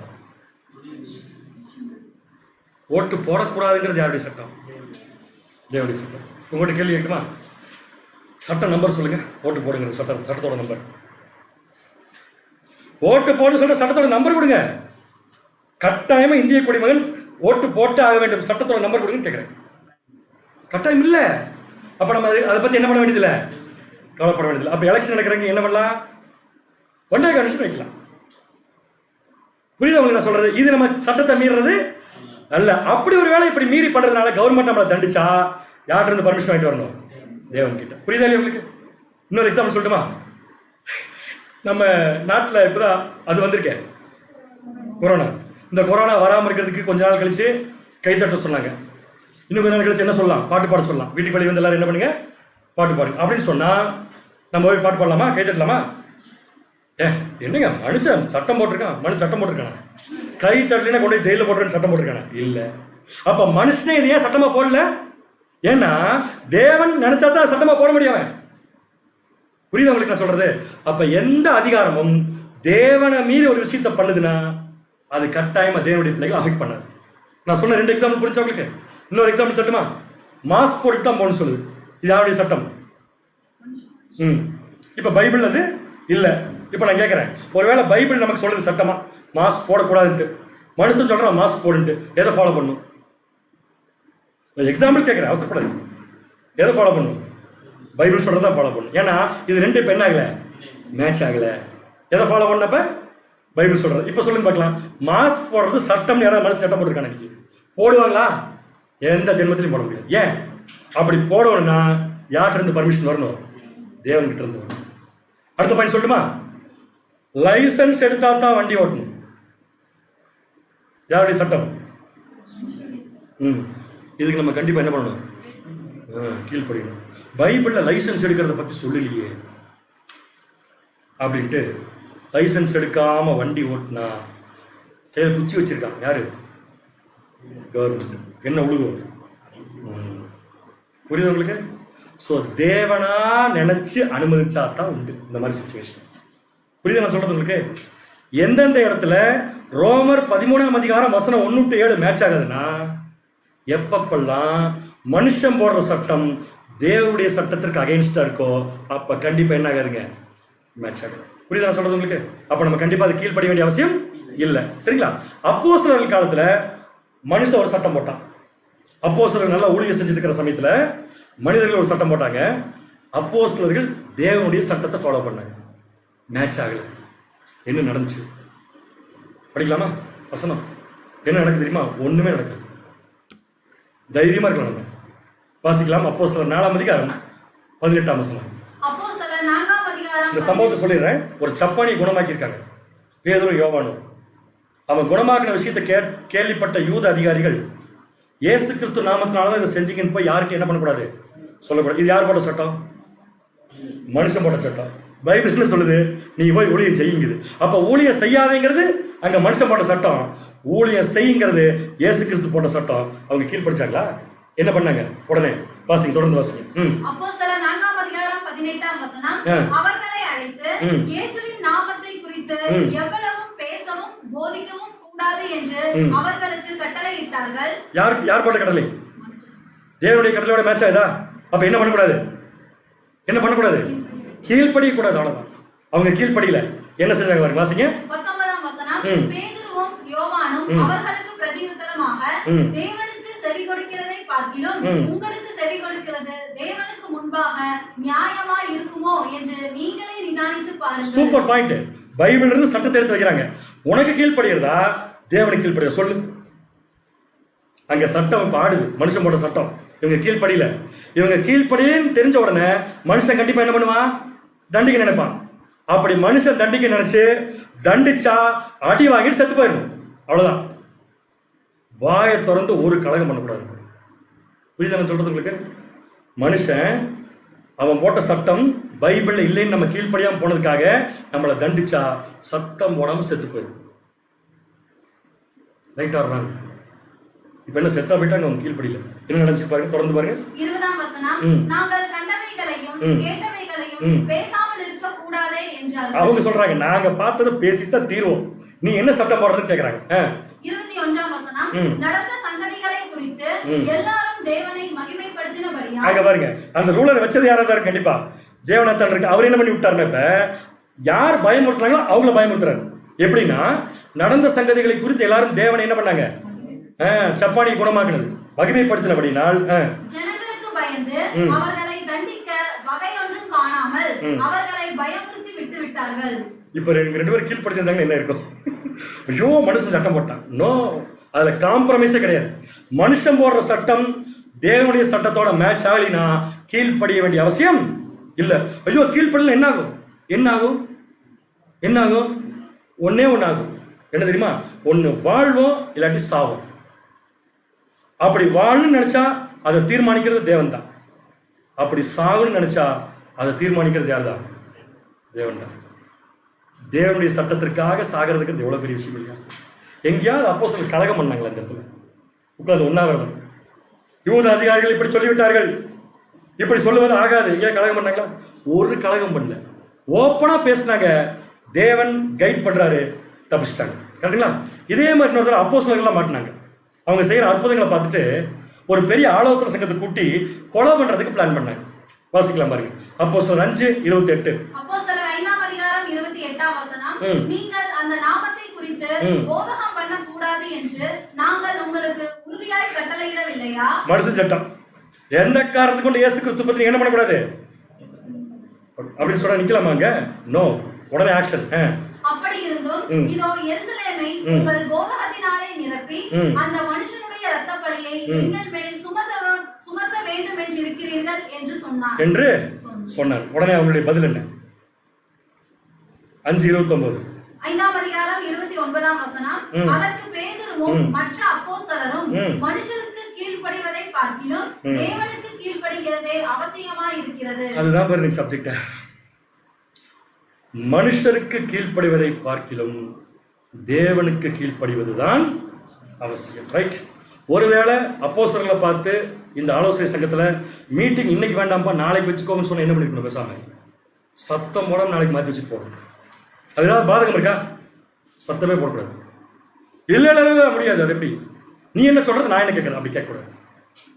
தேவனுடைய சட்டம், மனுஷனுடைய சட்டம் மேட்ச் ஆகலினா அது கீழ்ப்படிய வேண்டிய அவசியம் இல்லை. இப்ப அப்போஸ்தலர்களை கொண்டுட்டாங்களா? அங்க தேவன் ஒருத்தர் அனுப்புறாரு. யார் தெரியுமா? கமாலியல் வந்து சொல்றாரு. வாசிக்கலாம் பாருங்க. 5 அப்போஸ்தலர் 5ஆம் அதிகாரம் 34ஆம் வசனம். அப்போஸ்தலர் 5ஆம் அதிகாரம் 34ஆம் வசனம். அப்பொழுது சகல ஜனங்களாலும் கனம் பெற்ற நியாய சாஸ்திரியாகிய கமாலியேல் என்னும் பெயர் கொண்ட ஒரு பரிசேயன் ஆலோசனை சங்கத்தில் எழுந்திருந்து அப்போஸ்தலரை சற்று நேரம் வெளியே கொண்டு போக சொல்லி, இந்த கொஞ்சம் பேருக்கு நிறுத்திக்க பாருங்க, எப்படி கொள்ளதான போறீங்க, கொஞ்சம் வெளியே வெயிட் பண்ண சொல்லுங்க அப்படின்ட்டு 35ஆம் வசனம். சங்கத்தாரை நோக்கி, இஸ்ரவேலரே, இந்த மனுஷருக்கு நீங்கள் செய்ய போகிறதை குறித்து எச்சரிக்கையாய் இருங்கள். எப்படி கிளியரா தேவன் கொண்டு நிறுத்திட்டாரு கமாலியல். இந்த மாதிரி பல கமாலியல்களை கொண்டு தேவன் என்ன பண்ணுவாரு? நிறுத்துவார். இன்னொன்னு, யாரெல்லாம் நம்மளை தண்டிக்கணும்னு நினைக்கிறாங்களோ அவங்க கண்டிப்பா யார்கிட்ட பர்மிஷன் வாங்கிட்டு தான் வரணும்? தேவன் கிட்ட. ஒருவேளை பர்மிஷன் வாங்கிட்டு வந்து நம்மளை தண்டிக்கக்கூடிய சூழ்நிலை வந்துருச்சுன்னா நாம் என்ன செய்ய வேண்டும்? செத்து போய் விட வேண்டும். சத்தம் போடாம.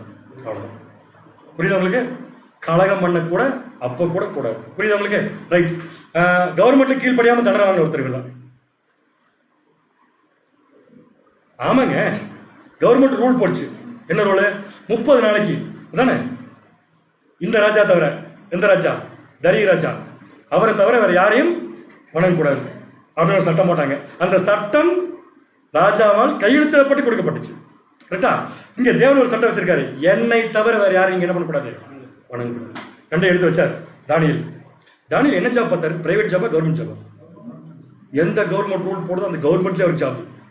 கவர்மெண்ட் ஜாப் பார்த்த தானியேல் கவர்மெண்ட் தப்பா ரூல் போடும்போது நோ, கீழ்ப்படி மாட்டேன். கடைசியில் எங்க கொண்டு போட்டாங்க? என்ன ஆச்சு கடைசியில? சிங்கம் சாப்பிட மாட்டேன்ருச்சு. புரியுது உங்களுக்கு? நம்முடைய நிலைமை தான். சிங்கம் சாப்பிடனா கூட யாராவது பர்மிஷன் கொடுக்கணும். அதே கவர்மெண்ட் வேலைப்பா, நமக்கு கவர்மெண்ட் வேலை போயிருப்பா, கவர்மெண்ட் கீழ்ப்படிப்பான்னு சொன்னா பண்ணலாமா? யாருன்னு அர்த்தம்?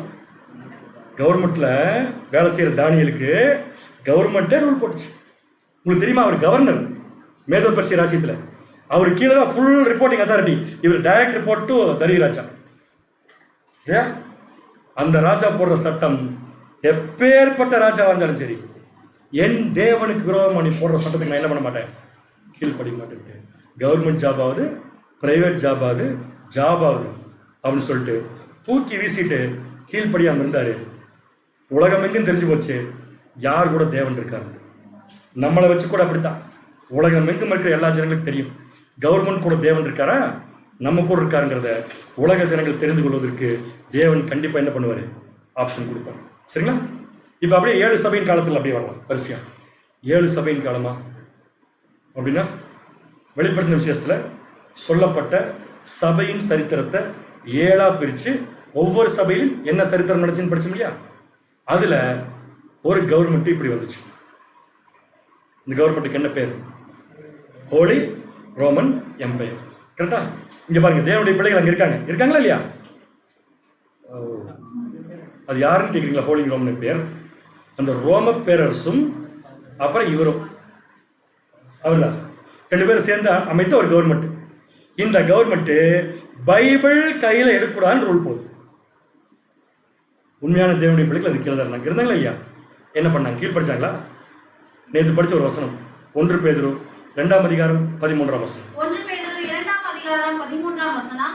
நீங்கள் மனுஷனுடைய கட்டளைகள் யாவற்றிற்கும் கர்த்தர் நிமித்தம் கீழ்ப்படியுங்கள். சரியான பாயிண்ட். நீங்க மனுஷனுடைய கட்டளைக்கு யார் நிமித்தம் கீழ்ப்படிங்க அப்படின்னு என்ன அர்த்தம்? கர்த்தர் நிமித்தம் கீழ்ப்படிங்க. மனுஷன் போடுற சட்டம் தேவனுடைய சட்டத்தோட என்ன ஆகுதான்னு பார்க்கணும், மேட்ச் ஆகுதான்னு பார்க்கணும். அப்ப நீங்க என்ன பண்ணுங்க, கீழ்ப்படிங்க. இப்ப போப்பு மார்க்கமும் ரோமன் கவர்மெண்ட்டும் உண்மையான தேவனுடைய பிள்ளைகளை டேஷ் வருஷம் துன்புறுத்தியது. 1260 வருஷம் துன்புறுத்து இல்லையா? இதுக்கு பர்மிஷன் கொடுத்தது யார்? தேவன். ஏன் 1260 வருஷம் துன்புறுத்தலுக்கு பர்மிஷன் கொடுத்தார்? உண்மையான பிள்ளைகளை எப்படி துன்புறுத்தல் வந்துச்சுன்னு தெரிஞ்சு இல்லையா? இவங்க 2 பேரும் சேர்ந்து, போப்பு மார்க்கும் ரோமன் கவர்மெண்ட் சேர்ந்து ரூல் போடுறாங்க. அந்த ரூல் தேவனுடைய சட்டத்திற்கு புறம்பா இருக்கு. எத்தனை வருஷம்? தேவனுடைய பிள்ளைகள் என்ன பண்ணாங்க? செத்தாங்கல்ல, எக்கச்சக்கமானது. இப்ப ஏன் தேவனே அந்த வேலையை பண்ணாரு? தேவன் நினைச்சு இந்த கவர்மெண்ட்ல தூக்கி போட்டிருந்தாருன்னா நல்லா இருந்திருப்பாங்கல்ல. ஏன் தேவனை அலோவ் பண்ணாரு? ஏன் தேவன் அலோவ் பண்ணாருன்னா அவங்க கோர்ஸ் அவ்வளவுதான். அவங்களுக்கு அதான் செக் பாயிண்ட். செக் பாயிண்ட்னா இந்த போப்பு மார்க்கத்துக்கு கீழே உயிருக்கு பயந்து பைபிளை விட்டு வாழ்றோமா? திருப்பி சொல்றாங்க, இந்த போப்பு மார்க்கத்துக்கு பயந்துட்டு பைபிளை தள்ளி வச்சுட்டு மனுஷனுடைய சட்டத்துக்காக வாழ்றோமா, அல்லது பைபிள் சொல்லுதுங்கிறதுக்காக கவர்மெண்ட் பெருசு இல்ல, எனக்கு பைபிள் தான் பெருசுங்கிறது சாகரமா அப்படின்னு தேவன் செக் பண்றாரு. செக் பண்ணி ஜனங்களுக்கு வாய்ப்பு கொடுத்தாரு. 1,44,000 போறவங்க கண்டிப்பா என்ன பண்ணிருப்பாங்க? செத்துருப்பாங்க. கரெக்டா? அப்ப யார் சாக சொன்னாங்க? அதனால அப்ரிஷியேட் பண்றாரு. செத்ததுக்கு அப்ரிஷியேட் பண்றாரு பாருங்க. வாசிங்க வெளிப்படுத்தின விசேஷம் 2ஆம் அதிகாரம் 10ஆம் வசனம். வெளிப்படுத்தல் 2ஆம் அதிகாரம் 10ஆம் வசனம். நீ படப்போகிற பாடுகளை குறித்து எவ்வளவும் பயப்படாதே. இப்ப சொல்லுங்க, இது அந்த காலத்துல வாழ்ந்த பிள்ளைகளுக்கு தானே? இப்ப சொல்லுங்க, அந்த பர்டிகுலர் பீரியட்ல வாழ்ந்த தேவனுடைய பிள்ளைகளுக்கு தேவனே நீ படப்போற பாடுகளை குறித்து பயப்படாதேன்னு சொன்னா அவங்களுக்கு பாடுகள் யார் மூலமா வரப்போகுது? கவர்மெண்ட் போன பார்த்தா யார் தான் அனுமதிச்சிருக்காதீங்க? ஏன் அனுமதிச்சிருக்காரு? அவங்க கோர்ஸ் நம்ம கண்மணி சூப்பர் சாட்சி அடிக்கணும். அதுக்கு தான் வாசிங்க. எவ்வளவும் பயப்படாதே. இதோ நீங்கள் சோதிக்கப்படும் பொருட்டாக. அதுதான் பிரச்சனை. உங்களுக்கு இப்ப என்ன வந்திருக்கு? சோதனை. பைபிளை விட்டுட்டு போப்பு மார்க்கத்துக்காக வாழ்றீங்களா? ரைட். பைபிளுக்காக போப்பு மார்க்கத்தை எதிர்த்துட்டு சாகுறீங்களா? அதான் சோதனை. அப்படி சோதிக்கப்படும் பொருட்டு பிசாசானவன் உங்களில், பிசாசுங்கிறது ரோமன் கவர்மெண்ட் அன்னைக்கு, சிலரை 10 நாள் 10 வருஷம் நமக்கு தெரியாது எல்லாமே காவலில் போடுவான். அப்படி போடும்போது 10 நாள் தான் கஷ்டம். கரெக்டா? 10 நாள் தான் கஷ்டம். 10 நாள்னா 10 வருஷம். 10 வருஷம் உபத்திரவம். என்ன உபத்திரவம்? 10 வருஷம் சாகணும் தொடர்ந்து. அப்படி நீங்க செத்துட்டீங்கன்னா சொல்ற பாருங்க, மரணம் பரியந்த உண்மையார். மரணம் பரியந்த உண்மையார் என்ன அர்த்தம்? இவன் என்ன பண்ணாலும் சரி சாகர வரைக்கும் எனக்கு உண்மையாரு. அப்படி செத்துருவேன். சாகர வரைக்கும் உண்மையாரு நீ செத்துட்டீங்கன்னா உனக்கு நான் என்ன கொடுப்பேன்? ஜீவன். இப்ப 7ஆம் சபையை பார்த்து இப்படி சொன்னார்னா என்ன ஆகும்? ஒன்னே ஒன்று ஆகும். சரி, அப்புறம் பார்க்கலாம். செத்து போனவங்களை ஏன் தேவன் அப்படி, இயேசு கிறிஸ்து போல ஏன் அப்ரிஷியேட் பண்ணாருன்னு யோசிச்சோம்னா சரியான பதில் தான். தேவனுடைய பிள்ளைகள் தேவனுக்காக மனுஷனுடைய சட்டத்தை ஒதுக்கி வச்சுட்டு மறிச்சதை பத்தி இன்னொரு வசனம் வாசிக்கலாம். வெளிப்படுத்தின விசேஷம் 2ஆம் அதிகாரம் 13ஆம் வசனம். வெளிப்படுத்தல் 2ஆம் அதிகாரம் 13ஆம் வசனம். உன் கிரியைகளையும் சாத்தானுடைய சிங்காசனம் இருக்கிற இடத்தில். சாத்தானுடைய சிங்காசனம் ரோமன் கவர்மெண்ட். சாத்தானுடைய சிங்காசனம் இருக்கிற இடத்தில் நீ குடியிருக்கிறதையும். இன்னைக்கு கூட எங்க குடி வச்சிருக்கிறேன் நானு? சாத்தான் அந்த ரோமன் கவர்மெண்ட் கீழே உன்னை நானு வச்சிருக்கிறேன். நீ என் நாமத்தை பற்றி கொண்டிருக்கிறது. அவங்க கீழ இருந்தா கூட நீ யாரை பற்றிட்டு இருக்கிற? என் நாமத்தை பற்றி கொண்டிருக்கிற இடத்திலே, சாத்தான் குடிகொண்டிருக்கிற இடத்திலே உங்களுக்குள்ளே எனக்கு உண்மையுள்ள சாட்சியான அந்திப்பா என்பவன் கொல்லப்பட்ட நாட்களிலும். அந்திப்பா கொல்லப்பட்டதை பத்தி பேசுறதுக்கு அவ்வளவு பெருமை. அப்ப அந்திப்பா யாரு? அந்திப்பா யாரு? ஓ, அதை யோசிக்கல. அந்திப்பான ஆன்டி பாப்பா. அதான் அந்திப்பா. ஆன்டி பாப்பா. பப்பானா போப்பு. போப்புக்கு எதிராக வேலை செஞ்ச ஏரியஸ். ஸோ ஏரியஸ் கொல்லப்பட்டது எதனால? போப்புக்கு விரோதமாக வேலை செஞ்சதுனால. அதை அப்ரிசியேஷனாக கொண்டு வந்திருக்காரு பாருங்க இயேசு கிறிஸ்துவர்கள். அந்திப்பா கொல்லப்பட்ட நாட்கள்ல வாழ்றீங்கிற நம்மளை பார்த்து சொல்லணும். இயேசு கிறிஸ்து சகோதரன் பேரை சொல்லி, இந்த சகோதரன் வாழக்கூடிய காலத்தில் அல்லவா நீங்கள் வாழ்கிறீர்கள் அன்புள்ள பிள்ளைகளே அப்படின்னா அந்த சகோதரன் எப்படி இருக்கும்? அந்த குவாலிட்டி. ஸோ நம்ம கலகம் பண்றதோ பிரச்சனை பண்றதோ நம்முடைய நோக்கம் அல்ல. நம்ம தேவனுக்கு கீழ்ப்படுகிறது மட்டும்தான் நோக்கம். அந்த நோக்கத்தை செயல்படுத்துற பிள்ளைகளை தேவன் கைவிட்டதா சரித்திரமே கிடையாது. 2ஆம் சபையின் காலம் நேற்று கூட பார்த்தோம். சிமிர்னா தானே கசப்பு. எந்த விதமான குறையும் உங்களை பற்றி சொல்லவே இல்லை. ஏன் சொல்லல? கொஞ்சம் யோசிச்சு பார்த்தோம்னா குறை கண்டிப்பா இல்லை, கட்டாயமே இல்லை. ஏன் குறை இல்லை தெரியுமா? அருமையான பாயிண்ட் சொன்னார் சகோதரர். அதிகபட்ச உபத்திரவம் இருந்தா கண்டிப்பா என்ன வராது? குறை வராது. நமக்கு கொஞ்சம் கொஞ்சமா வரதுனால என்ன வருது? நமக்கு குறை வருது. சரியான பாயிண்ட். அந்த மாதிரி என்ன தியாகத்தை 2ஆம் சபையின் ஜனங்கள் பண்ணாங்கன்னா, சத்தியத்தை கேட்டு ரோமர்கள் இருந்து என்னவா கன்வெர்ட் ஆனாங்க? கிறிஸ்டியன்ஸா. ரோமர்கள் கிறிஸ்டியன்ஸா கன்வெர்ட் ஆனாங்க. அவங்க கன்வெர்ட் ஆகிறத பார்த்து இயேசு கிறிஸ்து என்ன சொல்றாருன்னா, நீ ஐஸ்வர்யம் உள்ளவனா இருந்தும் உனக்கு இருக்கிற தரித்திரம்ங்கிற. அப்படின்னு என்ன மீனிங்? அங்க இருக்கிற ஜனங்கள் எல்லாம் உண்மையான தேவனுடைய பிள்ளைகள்லாம் ஐஸ்வர்யம் உள்ளவங்களா இருந்து தரித்திரம் ஆயிட்டாங்க அர்த்தமா? அந்த மீனிங் அவர் சொல்ல. அவர் சொல்ல வர மீனிங் என்ன? சத்தியத்தை கேட்கறதுக்கு முன்னாடி அவங்க எல்லாம் ரோமன் கவர்மெண்ட்ல வேலை செஞ்சுட்டாங்க. அரசாங்க உத்தியோகம். நம்ம கவர்மெண்ட்ல இன்னைக்கு ஒரு கலெக்டருக்கு என்ன சம்பளம் கொடுக்குறாங்களோ அதோட 10 மடங்கு அவங்க சம்பளம் கொடுப்பாங்க. World famous government Roman government. அவ்வளவு சம்பளம். அதான் போட்டிருக்கேன் பாருங்க. ஒரு பேக்கர் அவனுக்கு 50 தினாரி. 50 தினாரி எவ்வளவு எனக்கு தெரியல. ஒரு பேக்கருக்கு ஒரு நாளைக்கு 5000 ரூபாய் சம்பளம் அப்படின்னு வச்சுக்கோங்க. கவர்மெண்ட் வேலை, ரிட்டையர்மெண்ட், பென்ஷன் எல்லாம் வரும். கரெக்டா? இவங்கெல்லாம் சத்தியத்தை கேட்டாங்க. கேட்ட உடனே ரோமன் கவர்மெண்ட்டுக்கு கீழ்ப்படிய முடியல. ஏன்னா ரோமன் கவர்மெண்ட் போடுற சட்டம் யாருக்கு விரோதமா இருக்கு அப்படின்னு இவங்க என்ன பண்ணி அனுப்ப? ரோமன் கவர்மெண்ட் விட்டு ரிசைன்மெண்ட் வரணும். ரிசைன்மெண்ட் வந்தாங்க. என்ன தெரியுங்களா? சாப்பிட்றதுக்கு வழி இல்லை. சாப்பிட்றதுக்கு வழி இருக்கான்னு யோசிச்சு டிஷ் எடுக்கிறோம். சாப்பிடாம செத்து போனாலும் பரவாயில்லைன்ட்டு ரோமன் கவர்மெண்ட் விட்டு வெளியே வந்தாங்க. அவங்கள பார்த்து இயேசு கிறிஸ்து சொல்ற வார்த்தை இங்கிலீஷ்ல படிச்சா கரெக்டா இருக்கும். I know your afflictions and your poverty yet you are rich. நீ ரொம்ப தரித்திரனா இருக்கிற, உங்கள்கிட்ட கையில காசே இல்லை, எனக்கு தெரியும். இருந்தாலும் என் பார்வையில் இப்ப நீ தான் பணக்காரங்க. யாரை பார்த்து? தேவனுடைய சட்டத்திற்கு கீழ்ப்படியவர்களை பார்த்து சொல்றோம். நம்ம எதுக்கோ பயந்துக்கிறோம், எதுக்கோ செக்யூரிட்டி தேவைப்படும். ஒரு அன்றாட வாழ்க்கைக்கு வழியே இல்லாத சூழ்நிலை கூட தேவனை மதிச்சு வெளியே வந்த ஜனங்களை தேவன் எப்படி மதிக்கிறாருங்கிறதுக்கு இந்த 2ஆம் சபை தான் ஒரு பர்ஃபெக்டான எக்ஸாம்பிள். கரெக்டுங்களா? ஸோ மனுஷன் என்ன சொன்னாலும் கேட்கணுங்கிற அவசியம் நமக்கு இல்லை. ஆனால் மனுஷன் போடுற சட்டத்துக்கு நம்ம என்ன பண்ணியாகணும்? கீழ்ப்படிஞ்சாகணும். எப்போ கீழ்ப்படிய வேண்டியதில்லை? தேவனுடைய சட்டம் மனுஷனுடைய சட்டத்துக்கு மேட்ச் ஆகலைன்னா கலகம் பண்ணக்கூடாது. என்ன பண்ண வேண்டியதில்லை? கீழ்ப்படிய வேண்டியதில்லை. கீழ்ப்படினா கொண்டு போடுவாங்க, செத்துருங்க, அவ்வளோதான் சிம்பிள். ஏன்னா தேவனே சாகத்துக்கு என்ன பண்ணியிருக்காரு? இப்போ அனுமதிச்சிருக்காரு. நீங்கள் தாராளமாக என்ன பண்ணிடலாம்? செத்துடலாம். தாராளமாக செத்துடலாம். எவ்வளோ நல்லா இருக்கு சொல்றதுக்கு பாருங்களேன். தாராளமாக செத்துடலாம் அப்படின்னு நம்ம வாழ்க்கை என்னதான்? சாவுதான். அப்போ சாவுனா என்ன அர்த்தம்? இருக்கிற வரைக்கும் கிரெடிட்னு அர்த்தம்.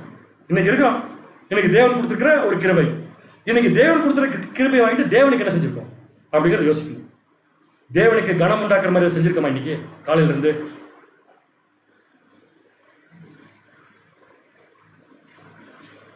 செஞ்சிருப்போம். எப்படி தெரியுமா? ஒரு மோசமான சூழ்நிலையில பைபிள் சொன்ன மாதிரி காலையில் நடந்திருந்தோம்னு வச்சுக்கோங்களேன், அது யாருக்கு மகிமை?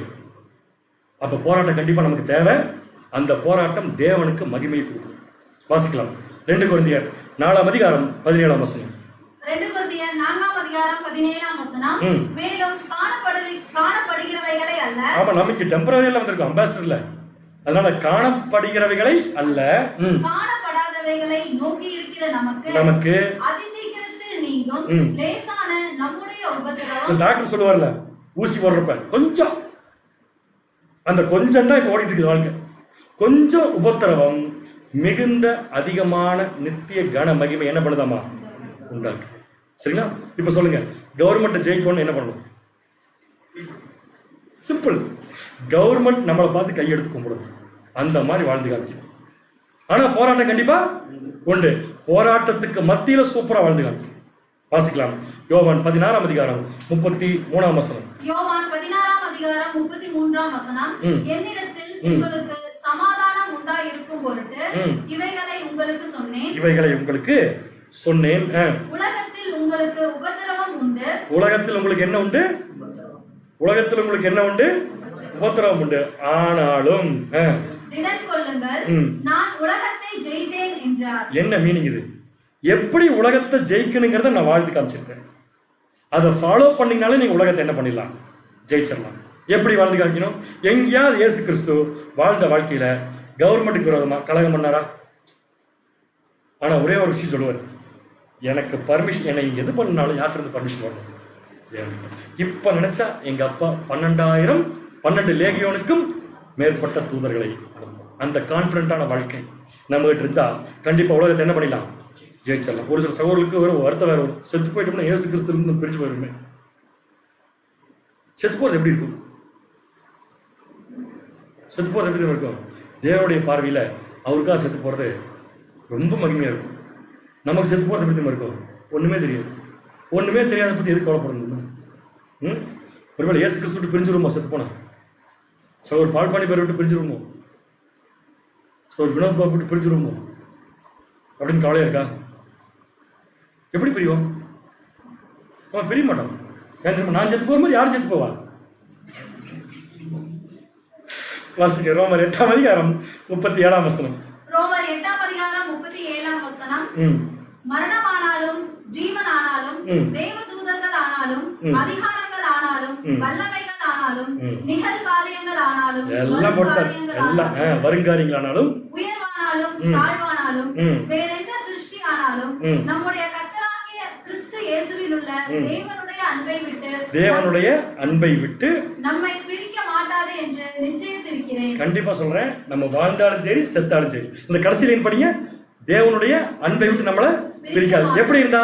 மரணமானாலும் ஜீவனானாலும். அப்ப வாழ்ந்தாலும் சரி செத்தாலும் சரி தேவனுடைய அன்பை விட்டு நம்மளை யாரும் பிரிக்க முடியவே முடியாது. சரிங்களா? அப்ப நம்ம உபத்திரவங்களை என்ன பண்ணணும்? எப்படி சகிக்கணும்? அது தேவனுடைய சட்டத்திற்கு உட்பட்டிருக்கா? உட்படலைன்னா கண்டிப்பா உபத்திரவம் எடுத்து நம்ம என்ன பண்ணியாகணும்? சகிக்கணும். சகிச்சா வெற்றி கிடைக்கும். வெற்றி கிடைச்சா வெற்றி பெற்றவரோட போய் சேர்ந்துடலாம். 1 தெசலோனிக்கே 3ஆம் அதிகாரம் 3ஆம் வசனம் 4ஆம் வசனம். 1 தெசலோனிக்கேயர் 3ஆம் அதிகாரம் 3-4 வசனங்கள். இப்படிப்பட்ட உபத்திரவங்களை சகிக்க நாம் நியமிக்கப்பட்டிருக்கிறோம் என்று எதுக்கு வந்திருக்கோமோ அவரே சொல்லிட்டாரு கிளியரா பவுல். இப்படிப்பட்ட உபத்திரவங்களை சகிக்கத்தான் நாம் என்ன பண்ணிருக்கோம்? நியமிக்கப்பட்டிருக்கிறோம் என்று. நீங்கள் அறிந்திருக்கிறீர்களே. நீங்கள் என்ன பண்ணிருக்கீங்க? அறிந்திருக்கிறீர்களே. நமக்கு நல்லா தெரியும் நினைச்சு அன்னைக்கு பேசிட்டு இருக்காரு பவுலுக்கு. நமக்கு உபத்திரவம் வரும் என்று நாங்கள் உங்களிடத்தில் இருந்தபோது உங்களுக்கு முன்னறிவித்தோம். கிளியரா சொல்லிட்டோம். உங்களுக்கு கண்டிப்பா என்ன வரும்? இப்போ பேப்டிஸ்ட் படிக்க போறவங்களுக்கு முதல்ல என்ன சொல்றோம்? கரெக்டாக உங்களுக்கு என்ன வரப்போகுது சொல்லியாச்சு. வந்துச்சுன்னா நீங்க என்ன பண்ணுங்க? சந்தோஷப்படுங்க. அப்படியே வந்து நேரிட்டது என்று அறிந்திருக்கிறீர்கள். சரி, ஓகே. சப்ஜெக்டுடைய கடைசி பாயிண்ட் வந்துடலாம். எல்லாம் கிளியரா புரிஞ்சுது. ஓகே, நாங்க மனுஷன் போடுற சட்டத்துக்கு கண்டிப்பா என்ன பண்ணியாகணும்? கீழ்படிச்சாகணும். எப்ப கீழ்படிய வேண்டிய அவசியம் இல்லை? தேவனுடைய சட்டத்துக்கு மேட்ச் ஆகலைன்னா கீழ்படிய வேண்டியதில்லை. அப்ப கூட என்ன பண்ணக்கூடாது? கலகம் பண்ணக்கூடாது. பேசாம செத்து போயிடும். செத்து போதுன்னு சொல்றது உங்களுக்கு புரியுதா? அந்த சட்டத்துக்கு நம்ம கீழ்படியாம கவர்மெண்ட் நம்ம என்ன பண்ணும்? தண்டிக்கும். அப்படி தண்டிச்சாலும் ஓகே, அல்லது தண்டிக்காம தேவன் வேற யாரையும் வச்சு காப்பாற்றினாலும் தொடர்ந்து தேவனுடைய ஊழியத்தை நம்ம செய்யலாம். சரிங்களா? நாளைக்கே நம்மளை கொண்டு போய் கவர்மெண்ட்ல நிறுத்திட்டாங்க. இப்படி ஒரு சப்ஜெக்ட் பேசியிருக்கிறீங்க, நீங்க நிறுத்திட்டாங்க. இப்போ நான் என்ன புரிஞ்சுக்கணும்? என்ன புரிஞ்சுக்கணும்னா தேவன் அனுமதிச்சிருக்கேன். சூப்பர். என்ன புரிஞ்சுக்கணுங்கிறத நம்முடைய ஆண்டவர் சொன்னா எப்படி இருக்கும்? வாசிக்கலாம். லூக்கா 21ஆம் அதிகாரம் 12ஆம் வசனம். லூக்கா 21ஆம் அதிகாரம் 12ஆம் வசனம். இவைகள் எல்லாம் நடப்பதற்கு முன்னே என் நாமத்தின் நிமித்தம் அவர்கள் உங்களை பிடித்து, என் நாமத்தின் நிமித்தம் எனக்காக நீங்க செஞ்சதெல்லாம் பார்த்துட்டு அவர்கள் உங்களை பிடித்து ஜெப ஆலயங்களுக்கும் சிறைச்சாலைகளுக்கும் ஒப்பு கொடுத்து ராஜாக்கள் முன்பாகவும் அதிபதிகள் முன்பாகவும் உங்களை இழுத்து துன்பப்படுத்துவார்கள். என்ன படுத்துவார்கள்? இழுத்து துன்பப்படுத்துவார்கள். அப்படி துன்பப்படுத்தும் போது நீங்க என்ன புரிஞ்சுக்கணும்னா, ஆனாலும் அது உங்களுக்கு சாட்சி ஆவதற்கு ஏதுவா இருக்கும். நீங்க பின்னாடி வரக்கூடிய சந்ததிக்கு ஒரு சாட்சி அப்படிங்கறத நினைச்சிட்டு உங்களை இங்க ஒப்பு கொடுத்துருங்க. அப்படித்தானே ஸ்தேவான் ஒப்பு கொடுத்துருப்பாரு. அப்படித்தானே அப்போஸ்தலர் எத்தனையோ பேர் ஒப்பு கொடுத்துருப்பாங்க. அப்படி ஒப்பு கொடுத்ததால நம்ம கண்ணு முன்னாடி என்னவா தான் இருக்கு? இன்னைக்கு சாட்சியா தான். சரிங்களா? இதை விட்டு போட்டு கலகம் பண்ணி நான் அதை பண்ண மாட்டேன் இதை பண்ண மாட்டேன்னு சொல்லி கவர்மெண்ட்டுக்கு விரோதமாக தான் நான் எப்போ இருப்பேன்னு சொல்லிட்டு பைபிள் வசனங்கள் புரியாம நம்ம செஞ்சோம்னா கவர்மெண்ட் கூட நம்மளை மதிக்காது. கவர்மெண்ட்டே மதிக்கலைன்னா நம்ம போய் பப்ளிக் மீட்டிங் போடுறதுக்கு பர்மிஷன் கேட்டா கவர்மெண்ட் என்ன கொடுக்கும்? நீ போய் முதல்ல ஒழுக்கமா இருக்கிறதுன்னு வீட்டில் போய் படிச்சுட்டா அப்புறம் பப்ளிக் மீட்டிங் போடுவாங்க. அந்த கண்டிஷன் நம்ம ஒரு காலம் போய்விட கூடாது. நம்ம எந்த நாளில் இருக்கோம்? கர்த்தருடைய நாள். வாசியம் 1 கொரிந்தியர் 1ஆம் அதிகாரம் 8ஆம் வசனம். 1 கொரிந்தியர் 1ஆம் அதிகாரம் 8ஆம் வசனம். நம்முடைய கர்த்தராகிய இயேசு கிறிஸ்துவின் நாளிலே நீங்கள் குற்றம் சாட்டப்படாதவர்களாய் இருக்கும்படி முடிவு பரியந்தம் அவர் உங்களை ஸ்திரப்படுத்துவார். முடிவு பரியந்தம் அவர் உங்களை ஸ்திரப்படுத்துவார். அவர் வேலையை அவர் பார்த்துட்டு இருக்காரு. உங்க வேலையை நீங்க என்ன பண்ணுங்க? பாருங்க. அவங்களுடைய வேலைகளை கரெக்டா பாருங்க. எப்பப்போ யாரையும் முடிக்கணுமோ தேவன் கரெக்டாக கோர்ஸ் முடிச்சு அனுப்ப வேண்டிய இடத்துக்கு கரெக்டாக அனுப்பிச்சாருன்னு ரொம்ப அழகாக அப்போஸ்தலனாகிய பவுல் சொல்லி முடிச்சிட்டாரு. ஸோ இதெல்லாம் பேசுகிற அப்போஸ்தலனாகிய பவுல் எப்படிப்பட்டவர்? கவர்மெண்ட் ஜாப் ரிசைன்மெண்ட் தானே வந்தாரா இல்லையா? அவ்வளோ விவரம் கூட தெரியாத ஒரு சந்தர்ப்பத்தில் ரிசைன்மெண்ட் வந்தார். அதுதான் பவுலுடைய ஸ்டாண்டர்ட். அவரால் தான் இப்படி பேச முடியும். ஸோ நாம ஒரு நல்ல சாட்சியாக தேவனுக்கு முன்னாடி இந்த கடைசி காலத்தில் வாழ்வதற்கு நம்ம கேட்ட வசனங்கள் நமக்கு உறுதுணையாக இருக்கும் அப்படிங்கிற நம்பிக்கையோட இந்த சப்ஜெக்டை முடிக்கலாம். தேவன் தாமே நம் அனைவரையும் ஆசீர்வதித்து வழிநடத்துவார்கள். ஆமாம்.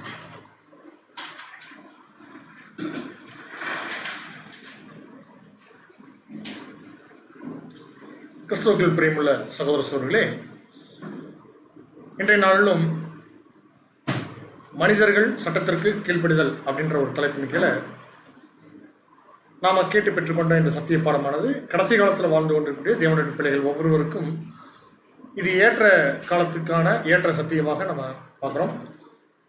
ரொம்ப விசேஷமான காரியங்கள் பார்க்கும்போது நமக்கு என்ன செய்யணும் என்ன செய்யக்கூடாது அப்படிங்கிறதெல்லாம் நமக்கு நியமங்களாக கொடுக்கப்பட்டிருக்குது. அதில் ஒரு சில விஷயங்களில் நம்ம சத்தியத்துக்குள்ள வந்த தேவனுடைய பிள்ளைகள் நாங்கள் பைபிள் போட்டிருக்கிற விஷயங்கள் மட்டும்தான் நாங்கள் கடைப்பிடிப்போம் அப்படின்ற மாதிரி இல்லாமல் என்னென்ன விஷயங்களை நம்ம செய்யணும், செய்ய தவறணும் அப்படிங்கிறது எல்லாமே நம்ம கொடுக்கப்பட்டிருக்கு. இப்போ கீழ்ப்படிதல் இருக்கு. அந்த கீழ்ப்படிதலில் இந்த உலக ராஜ்யங்களுக்கு கீழ்ப்படுகிற விஷயங்களை குறித்து பார்க்கும்போது அநேக தேவனுடைய பிள்ளைகள் ஆதி காலம் முதற்கொண்டு இன்னைக்கு வரைக்கும் பண்ணிட்டு இருக்காங்க. ஆனால் அது கர்த்தருக்குள்ளான கீழ்ப்படிதல் அப்படிங்கிறதையும் கூட நமக்கு ஒரு படிப்படியாக கொடுத்துருக்காங்க. இன்னைக்கு சகோதர பாடத்தில் கற்றுக் கொடுத்த ஒரு விஷயங்கள் பார்க்கும்போது நம்ம கீழ்ப்படியணும்.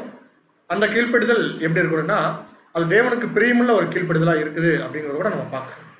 அதே சமயத்தில் நம்முடைய சத்திய மார்க்கம் தூசிக்கப்படுற மாதிரியான ஒரு கீழ்ப்படிதலை நம்ம செய்யப்படுறதும் செய்யக்கூடாதும் அப்படிங்கிறத இந்த பாடத்தில் நம்ம ஒரு கற்றுக்கிட்டோம். அருமையான சத்திய பாடத்தை கடைசி காலத்தில் நமக்கு வெளிப்படுத்தின பிதாவாகி தேவனுக்கு நம்முடைய கர்த்தராகிய இயேசு கிறிஸ்துவின் வழியாக நாம் நன்றிகளையும் சோத்திரங்களையும் எடுத்துக்கொள்ளலாம். தூது கொடுத்த நம்முடைய அன்பு சகோதரருக்கும் சபையின் சார்பாக நாம் நன்றிகளையும் வாழ்த்துக்களையும் தெரிவித்துக் கொள்ளலாம். கூடியக்கு நாம் நிறைவாக நம் இறைவன் கீதங்கள் வாசிக்க கேட்போம். வாசிக்கும்படியாக நம்முடைய அன்பு சகோதரர் பிபின் பிரதர் அவர்களை சபையின் சார்பாக முன்வைக்கிறேன்.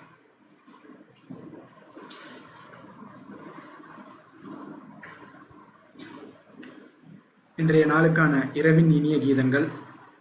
இயேசுவின் நாமத்தில் வானோர் பூதலத்தோர் பூமியின் கீழானோருடைய முழங்கால் யாவும் முடங்கும். பிலிப்பியர் 2:10.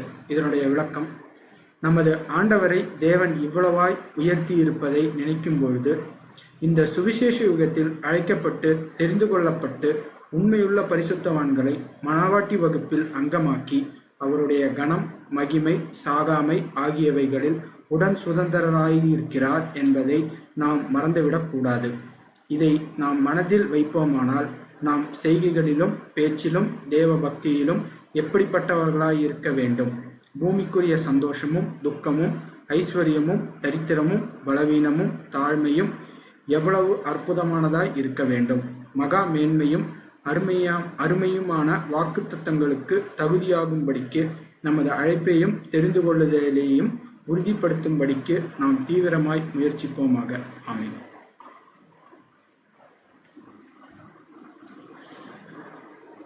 இறுதி ஜெபத்தை நம்முடைய அன்பு சகோதரர் பால்பண்ணன் பிரதர் அவர்கள் நலமத்தில் ஜெபிக்கும்படியாக அவர் சபையின் சார்பாக அழைக்கிறோம். சபையை தொடர்ந்து ஒரு சில அறிவிப்புகள் நம்முடைய அன்பு சகோதரர் ஜேம்ஸ் பாஸ்கர் அவர்கள் தருவாங்க. அத்துடன் நம்முடைய கூடுகை மாலை நேர கூடுகை தேவசமாவுக்கு நிறைவடையும்.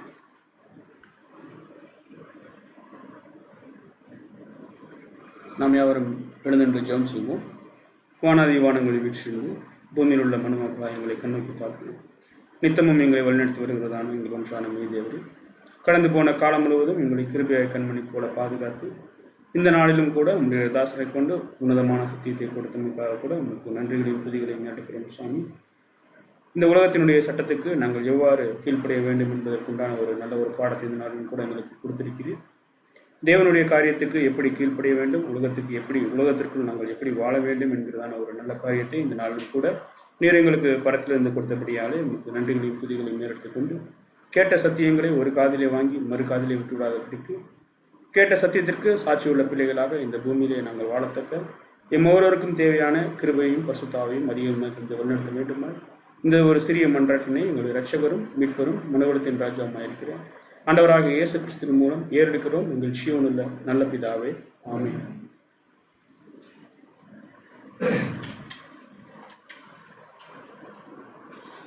அன்புக்குரிய சகோதர சகோதரிகளே, இன்றைய நாளுக்கு உண்டான அறிவிப்புகள் விசேஷமாக எந்த அறிவிப்பும் இல்லை. ஆனால் ஒரு விஷயம் ரொம்ப ஸ்பீடாக ஸ்ப்ரெட் ஆகிட்டு இருக்கு. அது எல்லாருமே நமக்கு தெரியும். இன்றைய தினத்தில் பார்க்கும்போது கூட ஆல்மோஸ்ட் பார்த்தீங்கன்னா எல்லா பக்கமே எல்லா ஊர்களையும் கொரோனாவுடைய இம்பேக்ட் இப்போ அதிகமாக இருக்குது. இப்போ எல்லாத்துக்கும் கண்கூட தெரியுது. இது ஒரு விதத்தில் பார்க்குறப்ப நமக்கு நிறைய சத்தியங்கள் கேட்பதற்கு ஒரு வாய்ப்பாக இருந்தால் கூட நம்ம போகிற இடத்துல கொஞ்சம் கேர்ஃபுல்லாக இருந்துக்கணும் அப்படிங்கிறது ரொம்ப முக்கியமான விஷயம். சில சகோதரர்கள் காலையில் தொடர்பு கொண்டு சொன்னாங்க, நம்ம கோயம்புத்தூரை பொறுத்த வரைக்கும் இருக்கிற எல்லா ஹாஸ்பிட்டலும் இருக்காங்க, உண்மையான நம்பர்ஸ் யாருமே இது வரைக்கும் சொல்லலை. ஆனால் இன்றைக்கி பார்த்தீங்கன்னா 6 பேர்னு சொல்லி போட்டிருக்காங்க. அதே மாதிரி எல்லா ஊர்களையும் இன்றைக்கி இருக்குது பார்த்தீங்கன்னா. ஸோ அதனால் தயவுசெய்து சகோதர சகோதரிகள் எங்கே போனாலும் நம்ம கொஞ்சம் கேர்ஃபுல்லாக இருந்துக்கலாம். ஏன்னா தொடர்ந்து நம்ம சத்தியத்தையும் கேட்கணும், அது முக்கியமான விஷயமா இருக்குது. அதை நீங்கள் மனசில் வச்சுட்டு தொடர்ந்து நடக்க முடியாது கேட்டுக்கொள்கிறோம். எந்தவித தங்கு தடையுமின்றி சனிக்கிழமையாட்டும் ஞாயிற்றுக்கிழமையாட்டும் மறு அறிவிப்பு வரும் வரை தினமும் மாலை 7:15 நம்முடைய சத்தியங்கள் இங்கே தொடர்ந்து நடைபெறும் என்பதை உங்களுக்கு தெரிவித்துக் கொள்கிறோம். முதல்ல சனிக்கிழமை வரைக்கும் சொல்லியிருந்தோம், இப்போ அப்படி இல்லை. தொடர்ந்து ஒவ்வொரு நாளும் 7:15 நம்முடைய சத்திய பாடங்களை நம்ம கேட்டு இருக்கிறோம். அடுத்த அறிவிப்பு வரும் வரை அது வரைக்கும் நம்ம அப்படியே போகலாம். ஞாயிற்றுக்கிழமை ஆராதனை வழக்கம் போல் இங்கே நடக்கும் அப்படிங்கிறது உங்களுக்கு தெரிவித்துக் கொள்கிறோம். மீண்டும் நாளை மாலை 7:15 அடுத்த சத்தியத்தோடு சந்திப்போம். தேவன் நம் அனைவரையும் ஆசீர்வதித்து வழிநடத்துவாராக. ஆமென்.